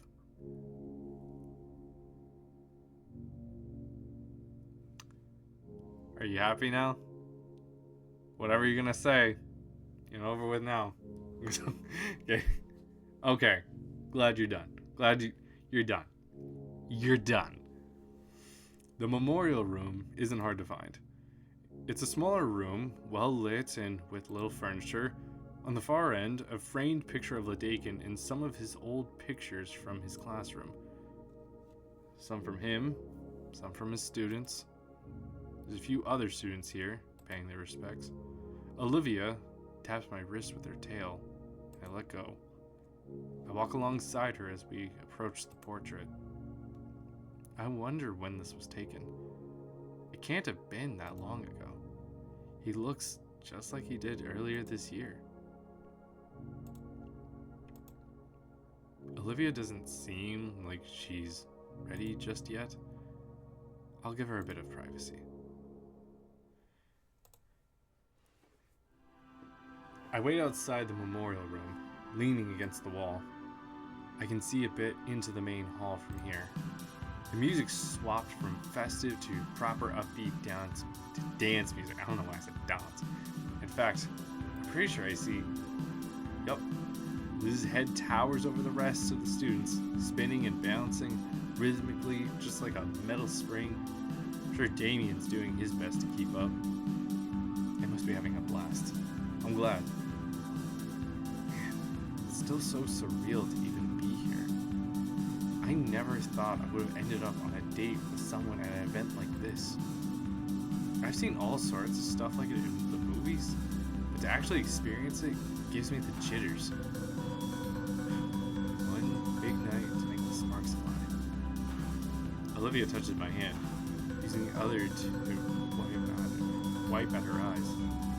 Hey, are you ready to go? She nods. Yeah, thanks for waiting. The music's changed in the ballroom. Olivia looks over and smiles. Tempting, very tempting, but I didn't actually eat lunch today.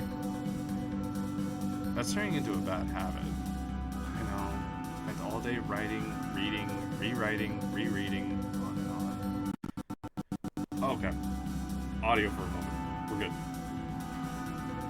Also, little thing: if something happens, if some kind of error occurs at some point, possibly, when I was getting along to doing this ending, and I was going back through the game, selecting the correct options to get to it, so like, I haven't seen the ending myself.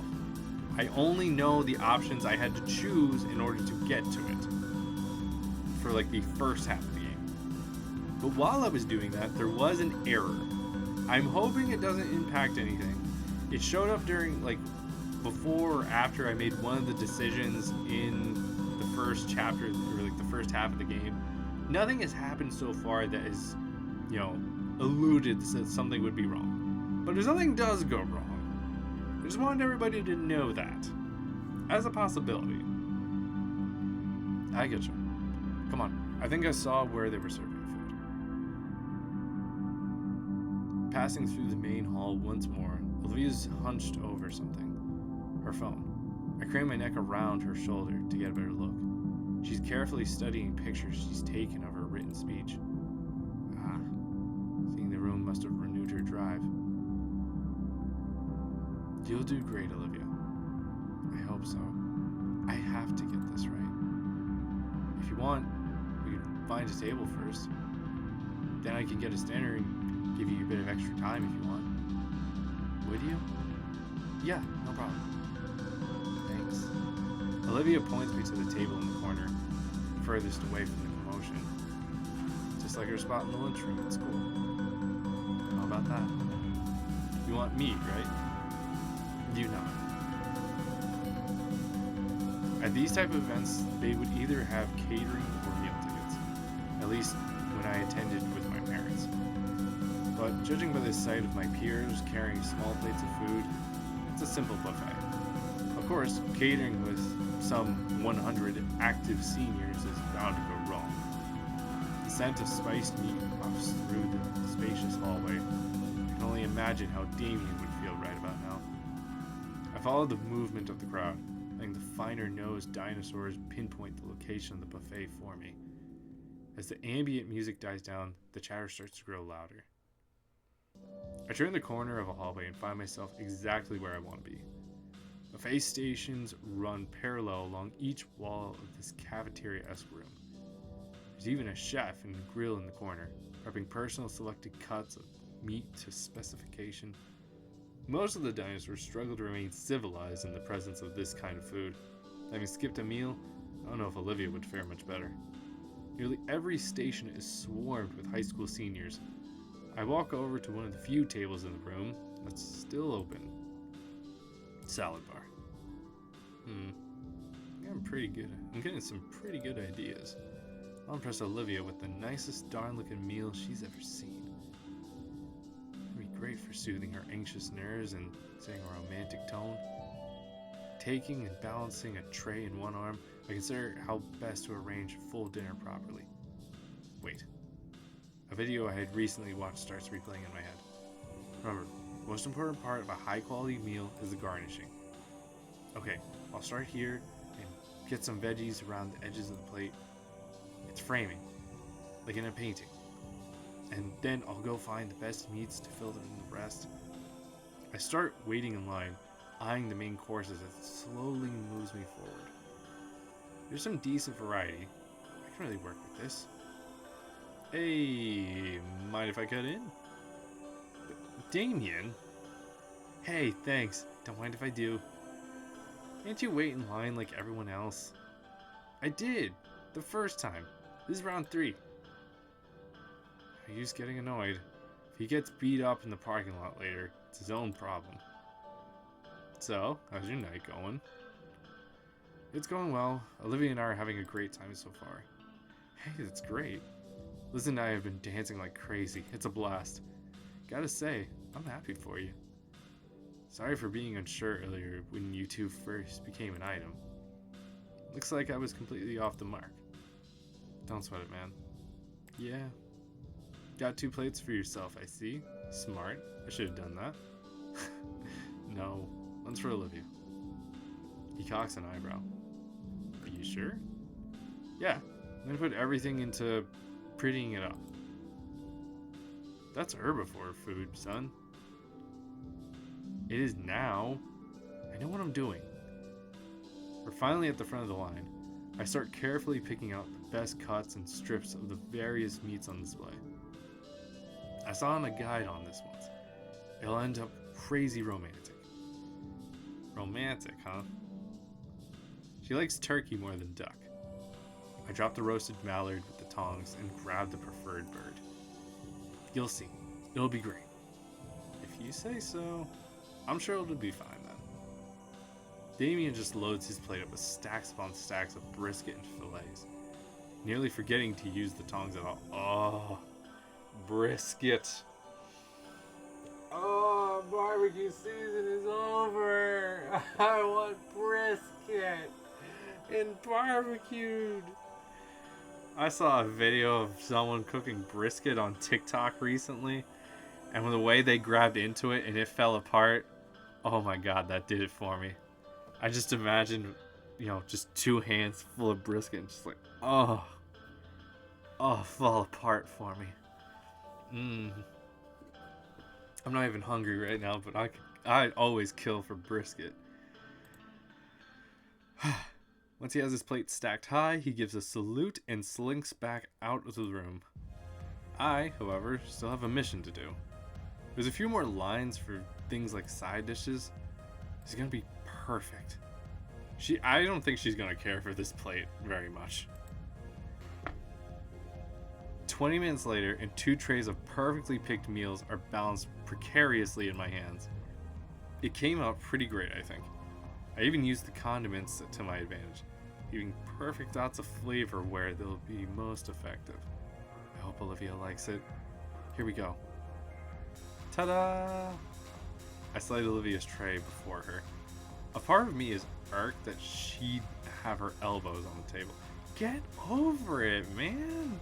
Jeez, why are we so picky like this? Even resting her head on her hands. Shishinko. You took so long, I thought you were gonna bring back, like, an entire cow or something. She smiles and rolls her eyes when she sees the tray. Very funny. Come on, where's the real one? Hmm? Her smile fades. This is it? Were the lines really that bad? What do you mean? Like, were there a lot of people? There's barely anything on the plate. What's she talking about? There's a cut of rare cooked filet mignon and turkey breast with scallions and asparagus, plus some slices of salmon, sashimi on the side. All properly garnished, of course. My plate is exactly the same, and while it looks and smells delicious. Did I mess up? Yeah. Line's out the door. I'll run back for seconds. Hopefully it'll clear up when we finish this. I'm sorry, I tried to arrange it nice, like we were at a fancy restaurant. She nods and stabs a fork through a piece of salmon. Well, I appreciate the thought. It does look pretty. Thanks. Once more recalling proper etiquette, I slice my own steak into tiny morsels, savoring each small bite of succulent meat. Olivia doesn't look as enthusiastic about the meal as I do. I always believe that presentation helps elevate the flavor of the food. But the sight of Olivia picking hers apart with a look of disinterest leaves a sour taste in my mouth. As we continue eating, I notice the cola in my glass begins to ripple and fizz a lot more than usual. Is this an earthquake? Oh, I forgot you were here. Good evening, you two. It's Mr. Ferris. Wow, I haven't seen him since he gave the bad news. He glances over at Olivia. That's right, he had to tell her too. So he's probably here to check up on us. He's seated down with a heaping plate of dinner. Olivia looks up from her plate longingly at it. Oh, hey Mr. Ferris. Dang, nice outfit. Thank you. I actually picked it out myself. Wow, you're getting some fine taste. That means a lot. Thank you. Are you chaperoning? I am. Although it'd be more accurate to say ATF. No narc, maybe? Turns out, when you organize an event with 100 teenagers, some of them decide it's not enough to try and bring their own fun. I've lost count of how many brand new flasks I've confiscated. Between you and I, the other staff plan on making sure it all doesn't go to waste after the party's over. Oh, brother. Taking a short break for my own meal, and I saw you two hidden away here in the corner. How goes it? Is the night treating you well? Yeah, we're having fun. It's going good. I'm just trying to memorize my memorial speech for later. Of course, I should have guessed. The whaleman proceeds to bite into... Ew. Damien was right. It's hard to watch. Last I saw you two, it was a terrible occasion. I'm glad to see the both of you have bounced back. Thanks. That's a pretty stern look you have, Olivia. It's nothing. Listen, don't worry about your speech. I'm sure it will be great. No need to overwork yourself. Relax a little. It should be a fun night, not stressful. You're right. Yeah, Olivia, don't worry too much about memorizing a script. You should speak from the heart. If anybody knows how to pay respects to the Dakin, it's you. Yeah, that's kind of the problem. Nobody else here would understand most of what I wanted to say. They don't know the Dakin like I did. How am I supposed to summarize everything he meant to me in 5 minutes? Have some faith, Olivia. People will understand when you speak from the heart. Yeah, sure. Inko's right, Olivia. People are genuinely empathetic after all. Huh?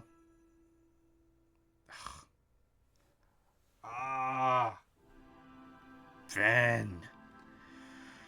I follow the source of the voice, spotting Ben as he approaches the table with a wide smile.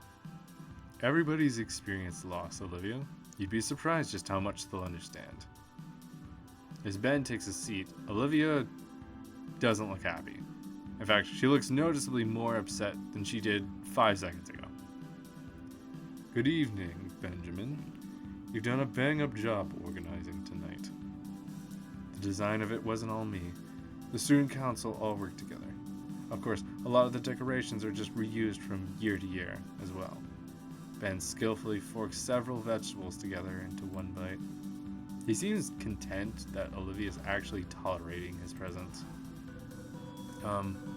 If I may be a bit open here, I want to thank you guys for being here. I'm so relieved this is all going off without a hitch. I've been crazy nervous myself that things wouldn't go well. Like, if I mess up, I may as well spit on his grave too. Those kind of thoughts plagued me the entire time as I worked on this. Why is that? Because Mr. Ledakin was the best teacher. The table is shaking under my wrists. Looking over, I notice how Olivia's free hand clutches the edge of the table tightly. Honestly, I loved his classes the most. He really had a way with teaching. It's something in his tone. I can't help but note how all his words of praise for our teacher simply angered Olivia. Yeah, he went above and beyond. He was really inspirational. Olivia grunts her own agreement. She's really gripping the table's edge. She's trying to snap it in two. So, I'm just really glad I'm doing Ledakin proud. I feel like I really got him, you know? God, you know what? I'm not doing this. Inko, we're dancing. My girlfriend grabs my arm and starts dragging me from the table. Olivia, what's wrong? Through grit teeth, she responds roughly. Just feeling that holiday spirit, Inko. Okay. Have fun. She doesn't even look back at Ben or Mr. Ferris as we shove our way through the crowd toward the dance floor. She's still tugging me along with her tail around my wrist. As the upbeat music grows louder, I can barely hear Olivia grumbling to herself. The nerve. What does he know? Just trying to make himself feel better? I can feel the tension within Olivia through her tail squeezing roughly around my wrist. A tension that melts away from her when a gentle stroke of my thumb runs over the scaly appendage. Olivia's breath leaves her slowly, the exhale seeming to take all of her frustration with it as she slows down. Once it's all gone, her body goes slack. I have to actually catch her tail before I hit the floor, and I earn an appreciative smile from her before we continue towards the dance floor. Eventually, enough students are displaced and we have a section of the floor to ourselves. I only just now realized the situation. Good news, I do in fact know how to dance. Several years of tagging along to business parties made sure of that. Even then, I actually looked up some guides yesterday to keep myself refreshed, just in case. Bad news, I don't know how to bust it down epic style. What? What? Even as a quirked up human with a little bit of swagger, I'm not goated with the saw. Oh, who wrote this line? Who wrote this one? I love it. Also, I believe the game came out 2 years ago in like 2023, so I want to say like, oh yeah, this is totally how we were using some of this language a year or two ago. I also love the meme of busting down style when they're goated with the sauce. The very concept of busting a move is foreign to me. I've only ever seen it in shows and occasionally from game characters during a live stream. Don't be stupid. Can't be that hard. Hey. Olivia's moving, grooving, bobbing her chair, rolling her shoulders. Wow. I I'm an idiot. This is how anyone dances, and they're jamming in a car. She pauses a second, and she notices me staring. Come on, what are you waiting for? Don't tell me you're too refined to do even this, rich boy. Wow. I'm messing with you. I know you're not. You're just a dork. It doesn't take long to match her rhythm. As we dance, her small smile slowly evolves into a radiant grin. Her annoyance after that dinner is completely gone. A thing of the past. Even when the song ends and a new one starts, we seamlessly bridge into a new rhythm. Everything else fades away until it's simply us, lost in time, in the world, caught up in the music now. Eventually, the tracks swap over to a slower tempo. Olivia takes the cue to check the time on her phone. Oh man, it's about time. She knows me. 9:20. We still have time. Olivia shakes her head. Not much. I need to prepare. But the music just got good. I was wanting to show... Sorry, I can't take go. I really need to make sure it goes well. Be here for me, please. Okay, I understand. Thank you. Olivia takes both my hands in hers, weaving her fingers together tightly. I can feel her pulse beat through our linked hands, and she must be feeling mine too. Her eyes close slowly.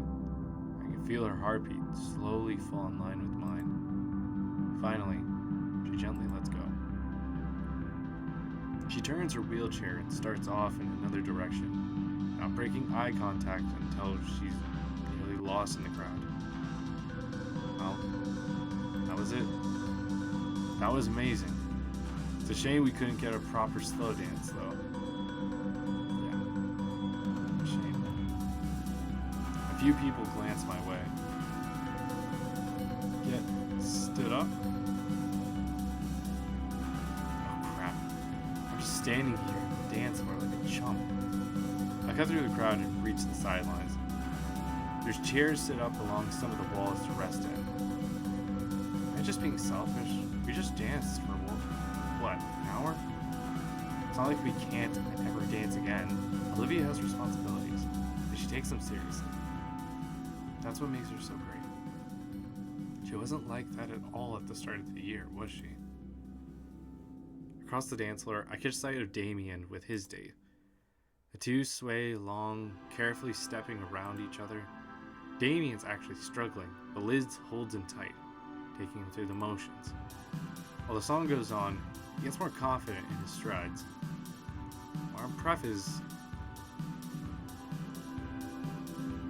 What did I just say? More impressive is how he seems to handle her neck, which makes the girl's head swoon and melt in his embrace. At the end of it, it almost looks like he was the one teaching her. After a few songs, the lights fade out more. Looks like I was right on my guess earlier. This must be the last song. Fireworks above the building burst into bright flashes of color. The iridescent sparks fall away with each cacophonous boom. I think I read it right. Some into colored shapes, but most just a kaleidoscope of fading embers. While the song is eclipsed by the blast of the fireworks, I still see couples lost within the gentle melody. Even Liz and Damien are still dancing, ignorant of the fiery display overhead.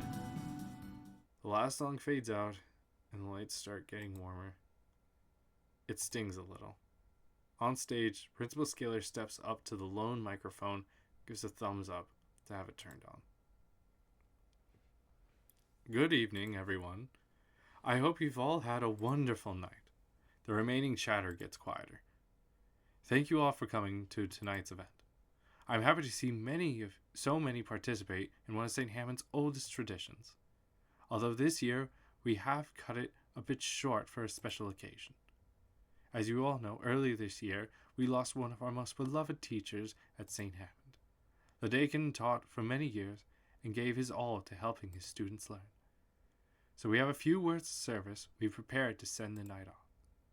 First, we'll be hearing from our student council president, Benjamin McKnight. Ben approaches from off stage, graciously taking Scalar's position in front of the microphone. There's a bit of a polite applause, and Principal Scalar moves back. I notice a few students already leaving out the back door. Pricks. Well, whatever. Thank you, Principal Scalar. When I learned of Mr. Ledakin's passing, my whole world seemed to just break. I had known him for 4 years. In that time, he had become a very important person in my life. He was a mentor figure to me, someone who guided, and though Ben spoke passionately, he prattled. The student council president made his point, and then some, like he didn't want to stop talking. Enough so that the next speaker, not Olivia, but a familiar white and black raptor girl, only had a few minutes of her own words. She was much more succinct, giving a traditional prayer in his name. Finally, the girl that took the microphone from its stand and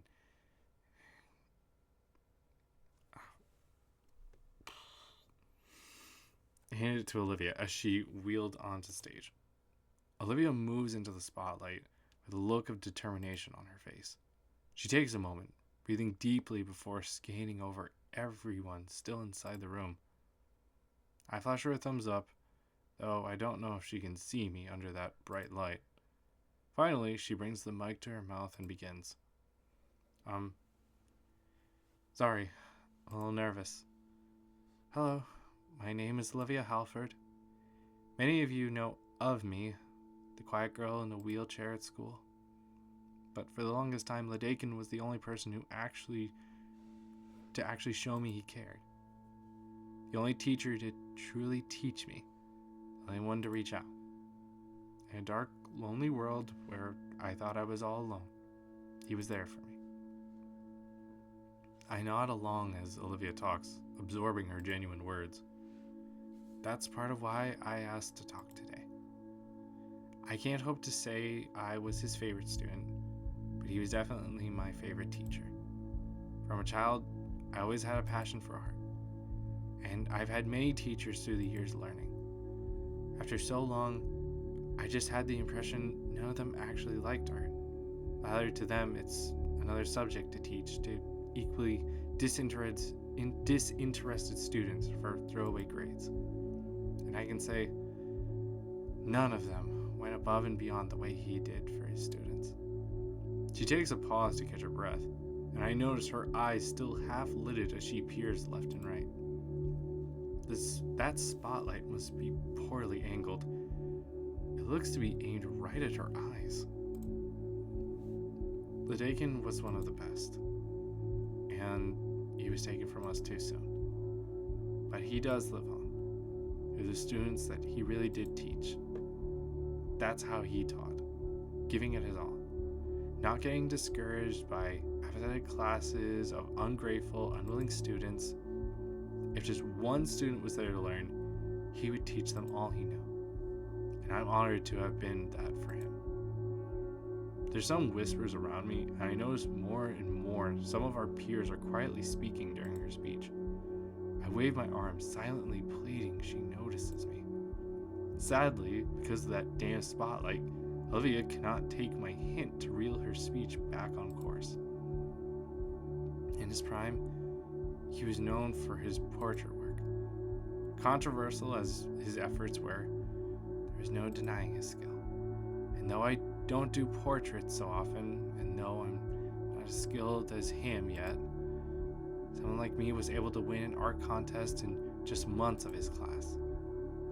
Teaching like that takes serious talent and a serious heart. And through his efforts, and those he's affected, he'll live on. I'll continue to make great work.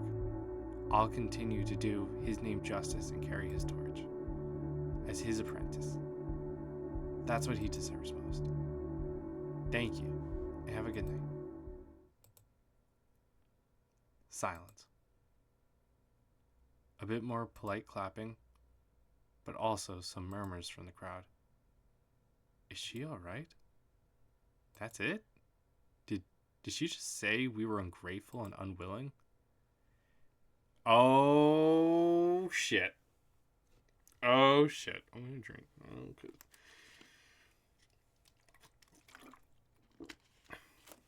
This is where it turns, isn't it? This is where everything goes to hell. Oh, God. I can feel it. No, that isn't what I meant. Murmurs grow into chatter. Olivia looks my way, confusion etched into her features. That's it? That's the whole speech? I don't know who said it, but it was said with an angry tone. That was just a cheap puff piece about yourself. That one. That was hurtful. No, of course not. Olivia's hands fumble for something. The chatter is growing louder as Olivia pulls a small white ball from her chair's storage compartment. Her hands shake, the sound of paper crumpling coming from the speakers. Ben's notes.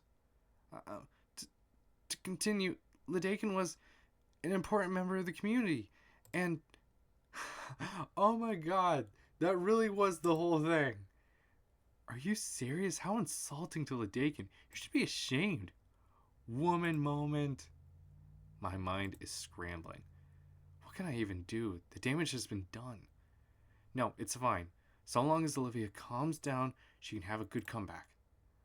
I have to do something.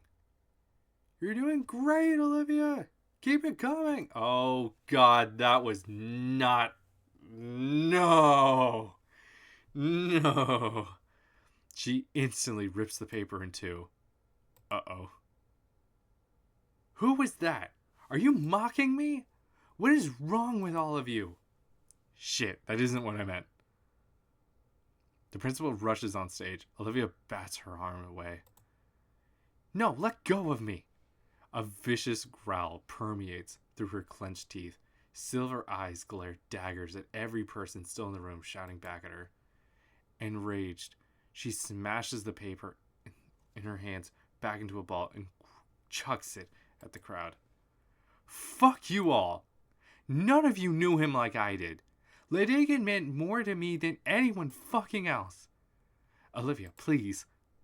The speaker lets out a terrifying noise as the microphone is tossed aside. Olivia turns away from the angry crowd, rolling herself off stage and towards the back exit. Oh, damn. For a moment, I can see Damien and Liz among the churning sea of bodies. They looked at me with utter confusion and shock. Coming back to my senses, I run out of the hall and chase after Olivia.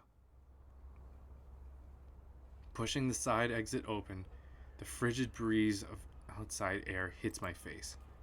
Where'd she go? I catch a glimpse of her turning the corner of the building. Olivia, wait up!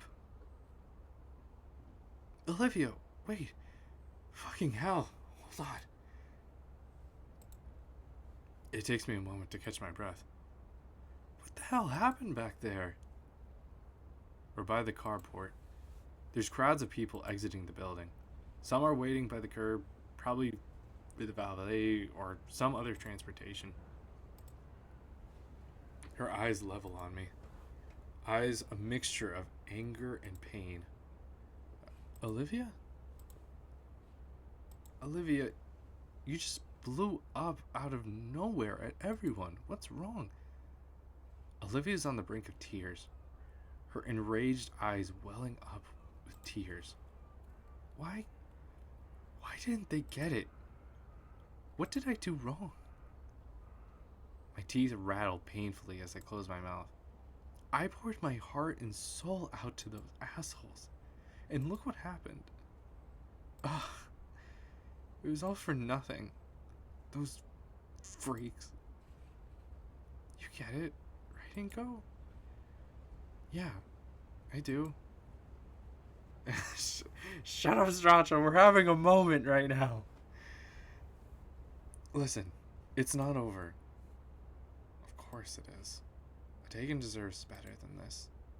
What a disgrace. Look, there's a way to make it up. Olivia turns and sniffles a little bit. She's listening. Right now, things seem really down, I know. But the stage is probably still open. I'm sure if I just give the word with Ben or Scalar, They'll let you continue, and you can apologize.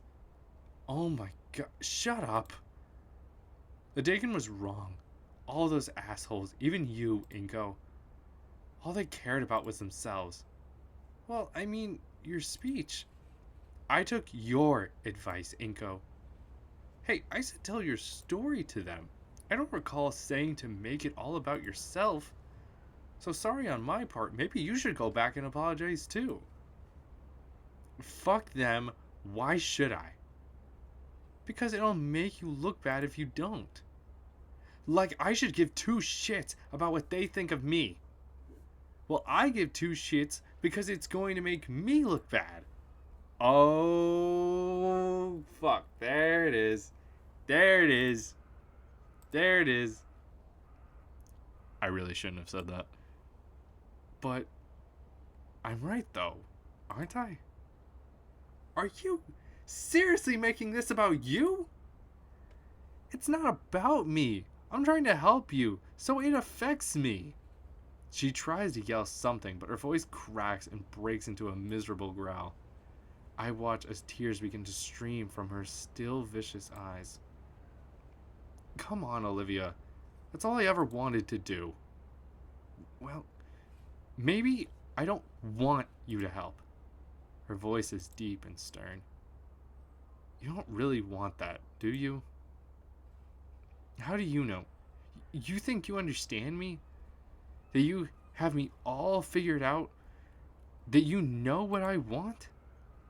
Fuck you, Inko. A hollow feeling resonates through me.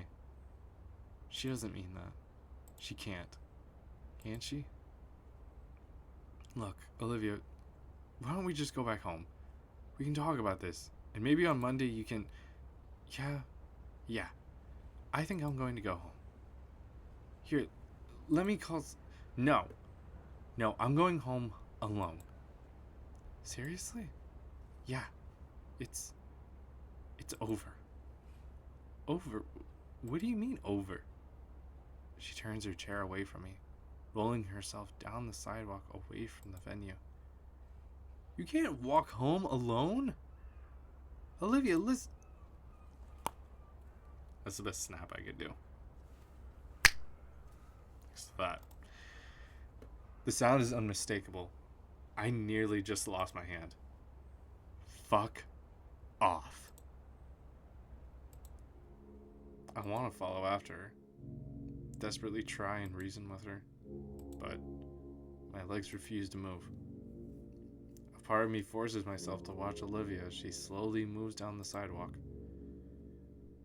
As other students passed her by and tossed hateful words her way, as the world itself seems to throw all of its vitriol lore on this wheelchair-bound girl, buffeting her with blistering cold gusts. As she waits at the metro station in view, I'm incapable of looking away. It must be some punishment for what I had said, as I can see Olivia finally quake with tears at the station. Just as Olivia wails with agony, the train comes, hiding her from me. That wail was the last thing I heard from her that night, though at times her haunting cry resurfaces in my memories, returning to tear at my heart without remorse, with no reason of warning as to why. Alone. I'm afraid. I've always heard the stories of events like prom ending in merriment and talk of after parties. The ride back home was silent. I opened the door to my undecorated. I swear. Some words. Undecorated house, the air feeling much colder than it did outside. I didn't bother turning the lights on as I hobble through the empty halls. My movements are robotic. Each step up the stairs is forced. The bedroom door swings open, but I can't be bothered to close it. My bed has never looked so inviting. Although maybe it's the other way around. Everything else is too cold. It's the new center of the universe. I just flump face first into it. I'm alone.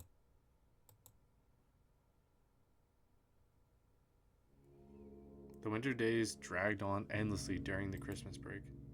Something inside me just sapped any and all strength from me. Wake up whenever I can't sleep anymore. Eat whatever so my stomach wouldn't hurt. Stare at my computer's monitor without really acknowledging what was on it. The bare minimum of existing. The one singular thought that pervaded my mind was, I want to see her. I would find myself looking at my phone's messenger app, eyes glancing over the old pictures and messages I was sent. All those doodles we'd sent that meant nothing to her now meant the world to me. Fingers tapping the digital keys with whatever words I thought, asking her if she was okay, asking if I could see her, asking for forgiveness, only for the words to vanish as my thumb held down on the delete key. In this cold and lonely room, I desperately wanted to reach out to Olivia. And each passing day, I would muster up just enough courage to write a longer and longer message. But my courage would vanish by the end, and I'd go back to simply existing, lost in an ocean of apathy in this room.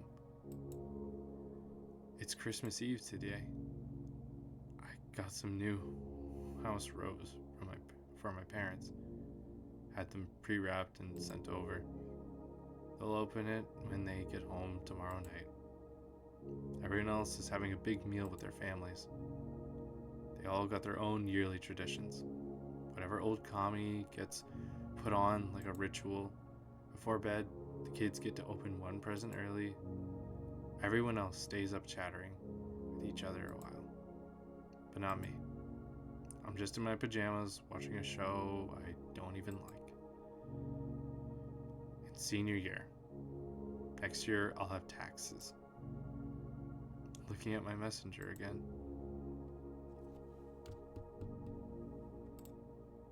I stare at the message I had composed.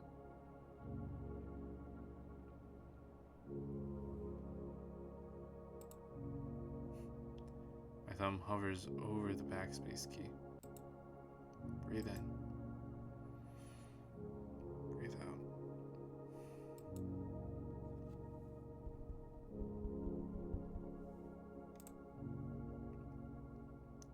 Hey. I did it at last. And my heart thumps roughly as immediately after I see the typing animation on my screen. Hey. My thumbs want to mash away wildly on the keys, write out an infinite number of things that just fly to the forefront of my mind. But I hold off and think until finally I decide. Merry Christmas. Merry Christmas Eve. Right. Eve. I lost track of time. Same. What have you been doing? In the most literal sense of the word, nothing. Nothing really. You? Dealing with Vinny? Decorating for tomorrow? Sounds fun. Yeah, fun. She included a drawn guts looking depressed, and a strange sensation overtook my face. It was my smile. I'd forgotten what it felt like to smile in only just a week. So, still by yourself? Yeah. My fingers had moved without me realizing. Before I could explain, I saw Olivia typing a reply and held myself. That sucks. Your parents suck. I know. Another rough thump of my heart rattled my chest. Listen, I thought about that night. And I'm sorry for what I said. I fucked up, Olivia. Please take me back. I waited a few seconds. No response. Was it too much? Too little? What am I even doing? I let my phone fall onto my chest and rub my eyes. Idiot. Okay. I'll give it another shot. I jerked straight up. Oh, thank you, Raptor. Jesus, I swear I'm going to church every day, Sunday from now on. Thank you. Can I come over tomorrow? There's no one here. No. You? Probably shouldn't. There's a pause between our replies. Time during which I feel my breath leaving me and my heart slow in its beating. That came out bad. Look, I'm mostly over what happened between us. But it still hurt. I need some extra time. Don't want to make things awkward. You know? Some of that squeezing feeling is back. I really jacked myself, didn't I? I guess I deserve it. If this is my price to pay. Yeah. Alright. See you at school? Sure. I decided to flip on an old Christmas movie. It's one meant for kids, but I remember watching it once with my family. As I doze off, it's just a little less bitter. We texted more and more over the winter break. By the time I saw Olivia again at school, it almost felt like how things used to be. Almost. I had a lot to make up for, after all. But I was back in her good graces. It's more than I could have asked for, honestly. The rest of the school year seemed more like a formality. Instead, I put my efforts into just being there for Olivia. After all, it was just us two versus the world once we graduated.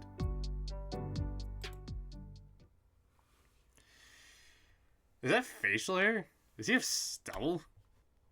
I feel like is that stubble on his chin? Oh, he's finally growing facial hair. Another day of work. Another walk home through the shit show that is urban rush hour. I sigh as several car horns continue to blare at each other with reckless abandon. At least it's Friday. The words linger in the air as a faint evening breeze washes over me. Experience has taught me that walking home from my office building is faster than trying to drive through this mess. I briefly stopped to observe the source of the massive buildup. They've been doing construction on this intersection for the last 3 months. Damn it. I'm off work early today. Something about corporate reorganization, though, that's usually code for downsizing. At least I'll get to see Olivia in her prime. We're always so busy these days. But tonight can be special. I don't even remember the last time we went out together for a date night. So she's sure to love a nice dinner date. It'll be like old times. After another 15 minutes of dodging cars and homeless people, finally at my destination. The Volcadera Gallery of Arts. Olivia had spoken with Alina about, and they'd come to some agreement to start producing and selling her work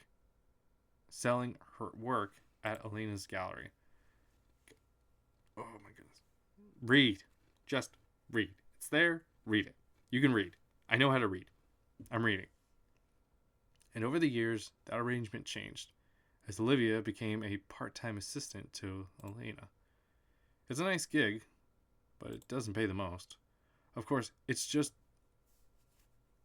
hooked on phonics. Shush, Strasha. Of course, it's just until her career really takes off. After that, it's beachfront life for both of us. If the schedule she gave me is right, Olivia should be showcasing her work right about now. The inside of the gallery is dry and cool, a contrast to the hot, humid weather outside. Independent conversations echo throughout the room as I walk past the front desk. Nobody dares to question me.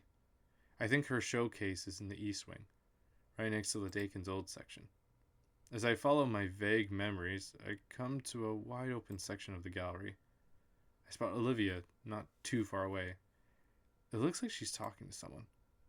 I approach her slowly to overhear the conversation, trying not to interrupt. You made several comments earlier in this interview about your inspiration for your latest work. Do you want to elaborate on this? She's holding a tablet, tapping away as she speaks. A journalist, then. Yes, I can. Recently, I've been looking a lot more into warmer tones. My usual palette favored cool tones that were evocative of evening themes. But for this series, I wanted to tackle what comes after the nighttime vistas, at least from daybreak to noon. Olivia finally notices my presence and turns her head to me. Inko, did something happen? What are you doing over here? I wanted to surprise you. Well, that's nice. She looks more tired than most images. Is he your husband, Miss Halford? Oh no, we're just dating. Would you mind if I got some comments from him as well? It may be useful.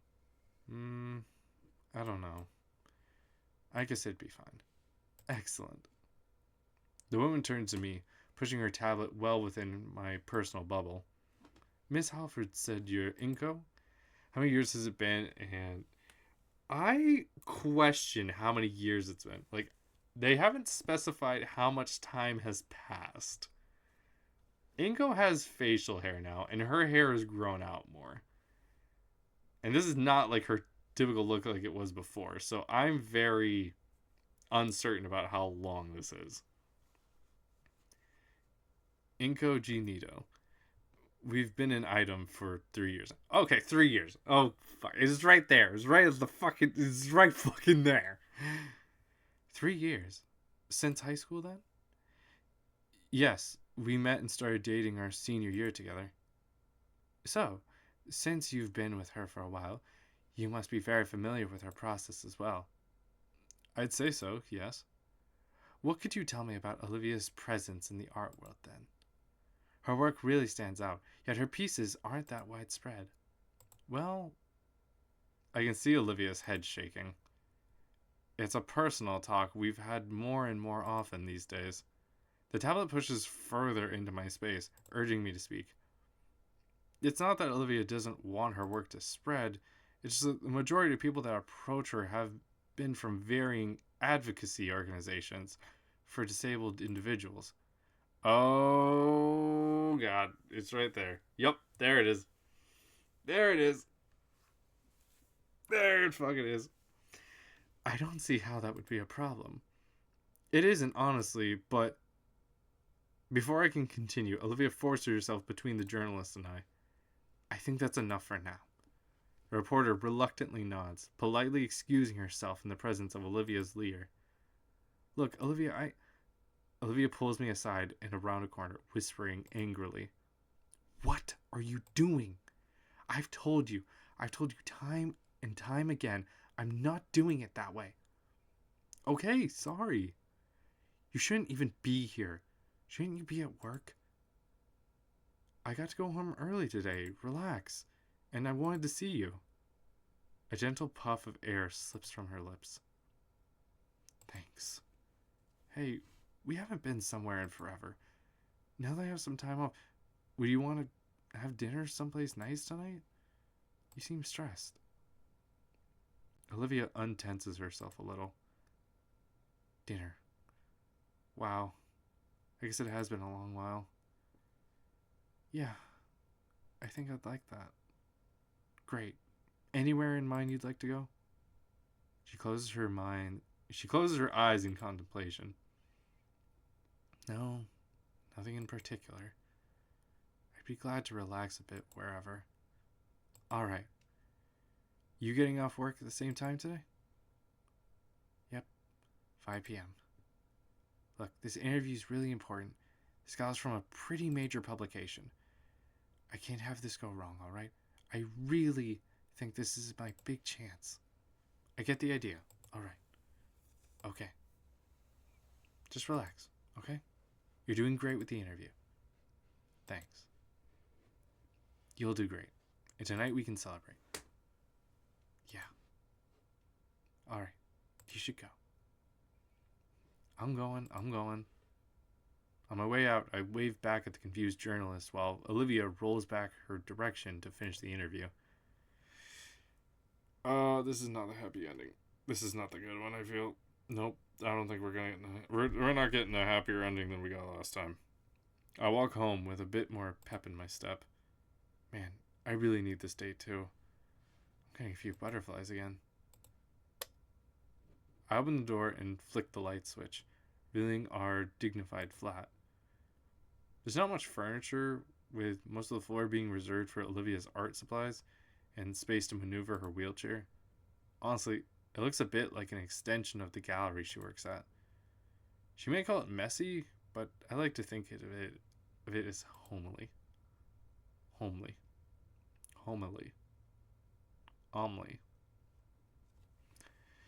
On the way to our bedroom, I pass the kitchen and catch a glimpse of the sink.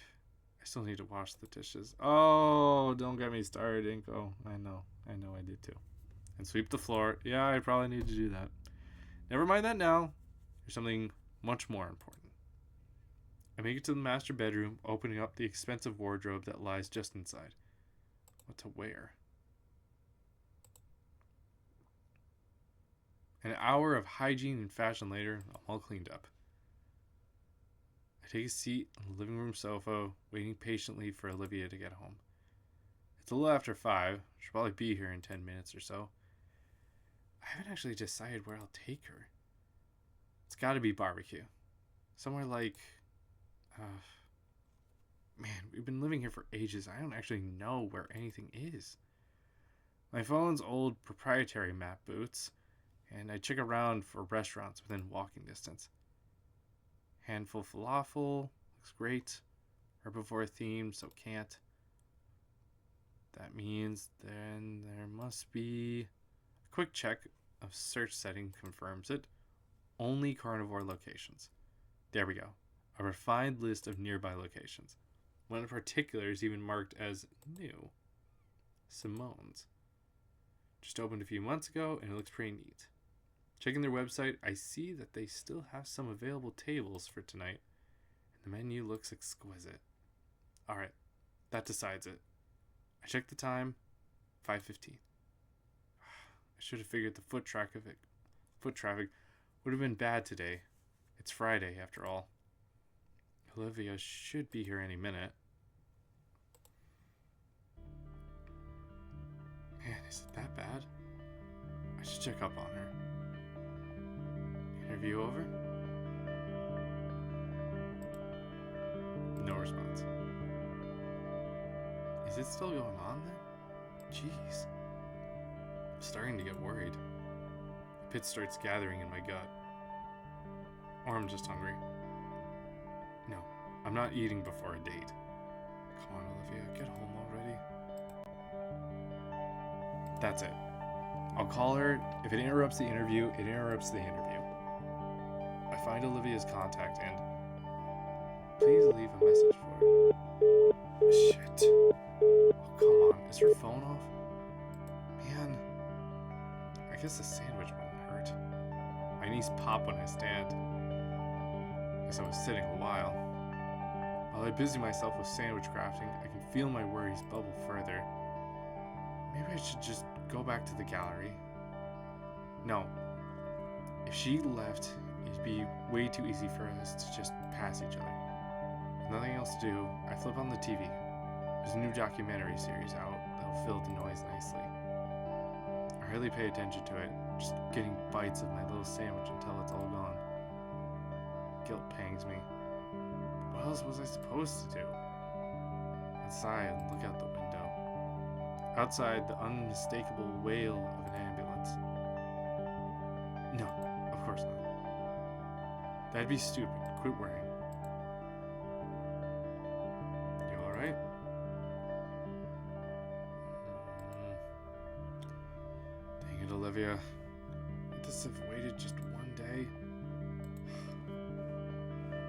I thinking?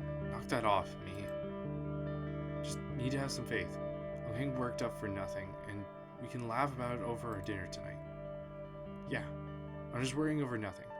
I'll just sit back and relax until Olivia arrives. Jeez. Holy crap. I flip around on the couch. Fuck! From the loud thumping, I can already guess. She's not happy. I'm just gonna... Hold on. I need to just turn this down a little bit, because I need to make sure this isn't too loud and that it's not going to be something that I have to worry about with monetization later. Not monetization. Just... I hope I don't have to worry about that being copyrighted. Olivia's tail slams loudly on the floor in frustration as she wheels herself into our living room. Olivia! What happened? I was getting worried. I was at the damn interview. For hours. That fucking reporter. Holy shit. I need to punch something. Your interview didn't go well? What do you think? Olivia stops herself and exhales deeply. Sorry. No. No, it didn't. Okay. I don't know why I'm worrying about that volume right now. She loved my work. We were right there, ready to make it happen. Then she shows me her notes. You know what they said? Differently abled, passionately enabled. I tell her to drop the angle, and she says she's not interested in the article otherwise. She was just there to make her shitty little story about the disabled artist to ride my situation to stardom. She tries to say it's mutually beneficial. So for hours, I'm trying to keep the conversation going, to show her my process. Anything to just get her to say yes. I was right there and go, right there. All I needed to hear was a yes. For once. God, why does nobody get it? It was all for nothing. Now I just... Fuck it. Fuck it. I'm sorry I'm late. We can go on the date thing now. I'm hungry. Everything's closed, Olivia. Fucking fantastic. None of this would have happened if she just had done it. Now I look like a desperate idiot. I'm still stuck at this place making barely above minimum wage. And I don't even get the date? God, I'm just doomed to mediocrity forever. If it matters that much, maybe you should just accept it. I didn't mean to mumble that. I hope Olivia didn't notice. Oh, she noticed. What the fuck was that? She's giving me a chance to change what I said. I've gotten a few of those over the years, whenever I broke some unspoken rule of hers.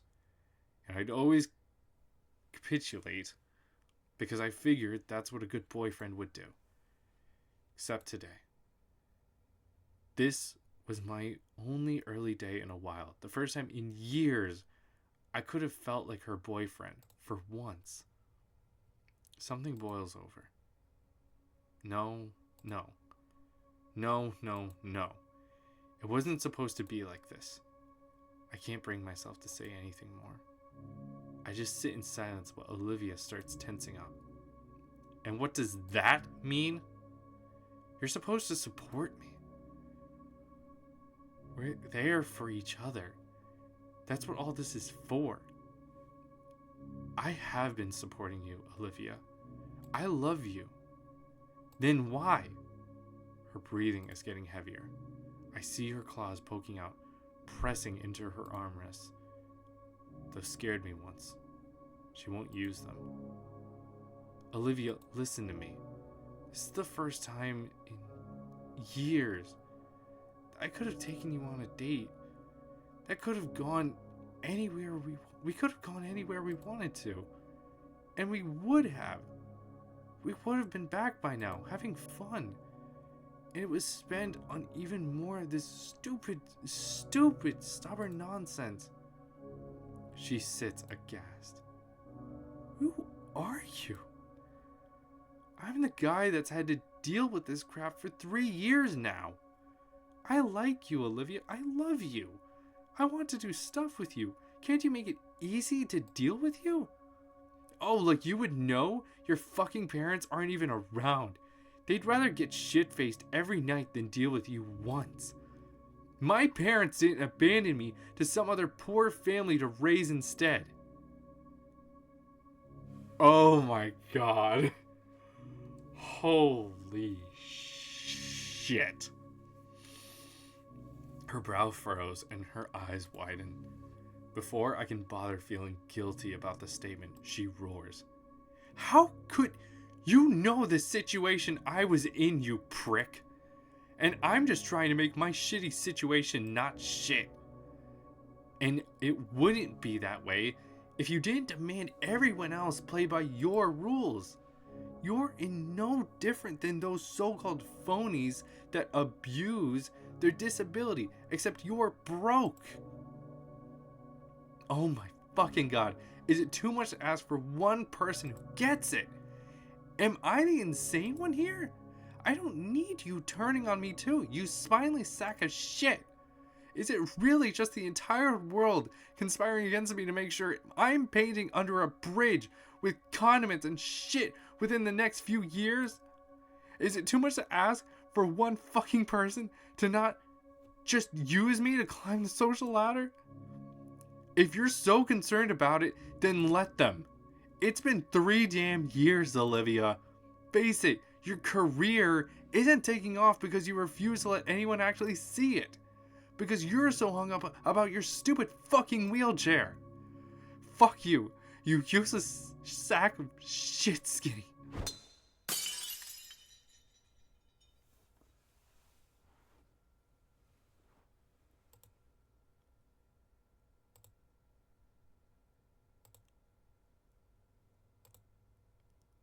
Shit.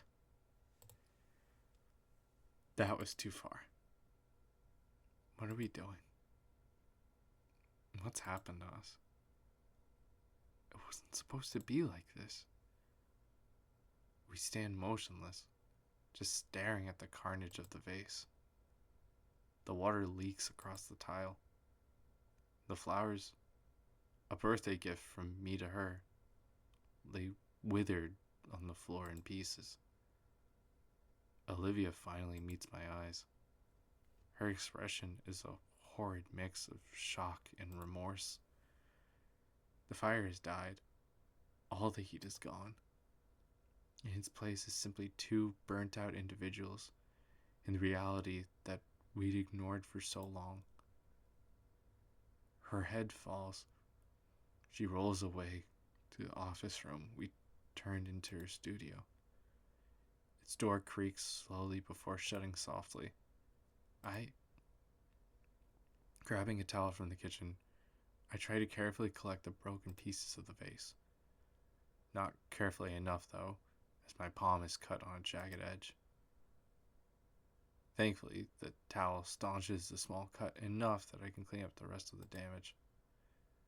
I set the damaged flowers in the sink, since there's a chance some of them can be saved. The vase is a lost cause, though. As I look at it all, I feel the sounds of sniffling reaches my ears, and I look to the closed studio door. An idea comes to mind. There's one last undamaged tulip here. I could take it to her and apologize for my harsh words. Maybe she'd even apologize too. Maybe. But I don't even know anymore. Setting the last living flower into a cup, I fill it with some water. It looks horrible. The petals are damaged. The stem is bent. Some of my blood has mixed with the water, making it look disgusting. If it were a picture, it'd be the perfect representation of us right now. But I gave that up. I gave up a lot of things for Olivia. It's like she doesn't even understand that, though. I placed the glass where the vase once was, and lay down on the couch once more. This is our life now. This has been our life for so long, and I don't know where this life is going to take us. And it's with that final horrifying thought that I drift into a dreamless sleep.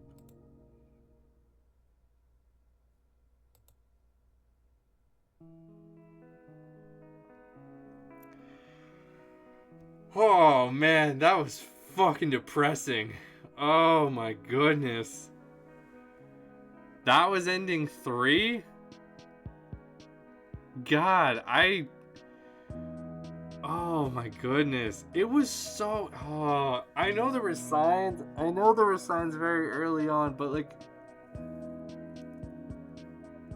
It seemed like it was actually going like really well earlier on. Like it seemed like there were happy things happening. And just... Oh my goodness. Oh. That... Oh man, that actually makes me a bit sad right now. I'm not gonna lie, that kind of... Oh, that was something to fucking watch. I think oh... Is there... Something past this? Is there anything... Ending 2 of 4. Alright, so we've gotten 3 out of the 4 endings. That's... Yep. I don't want to know. I want to know. I do want to know, but I don't.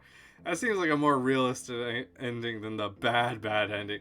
Yeah, that was the realistically bad ending. And there's still one more. It's also bad. I don't know how bad, but so far we've gone from Inko being the worst to a happy ending to Olivia being mildly not great.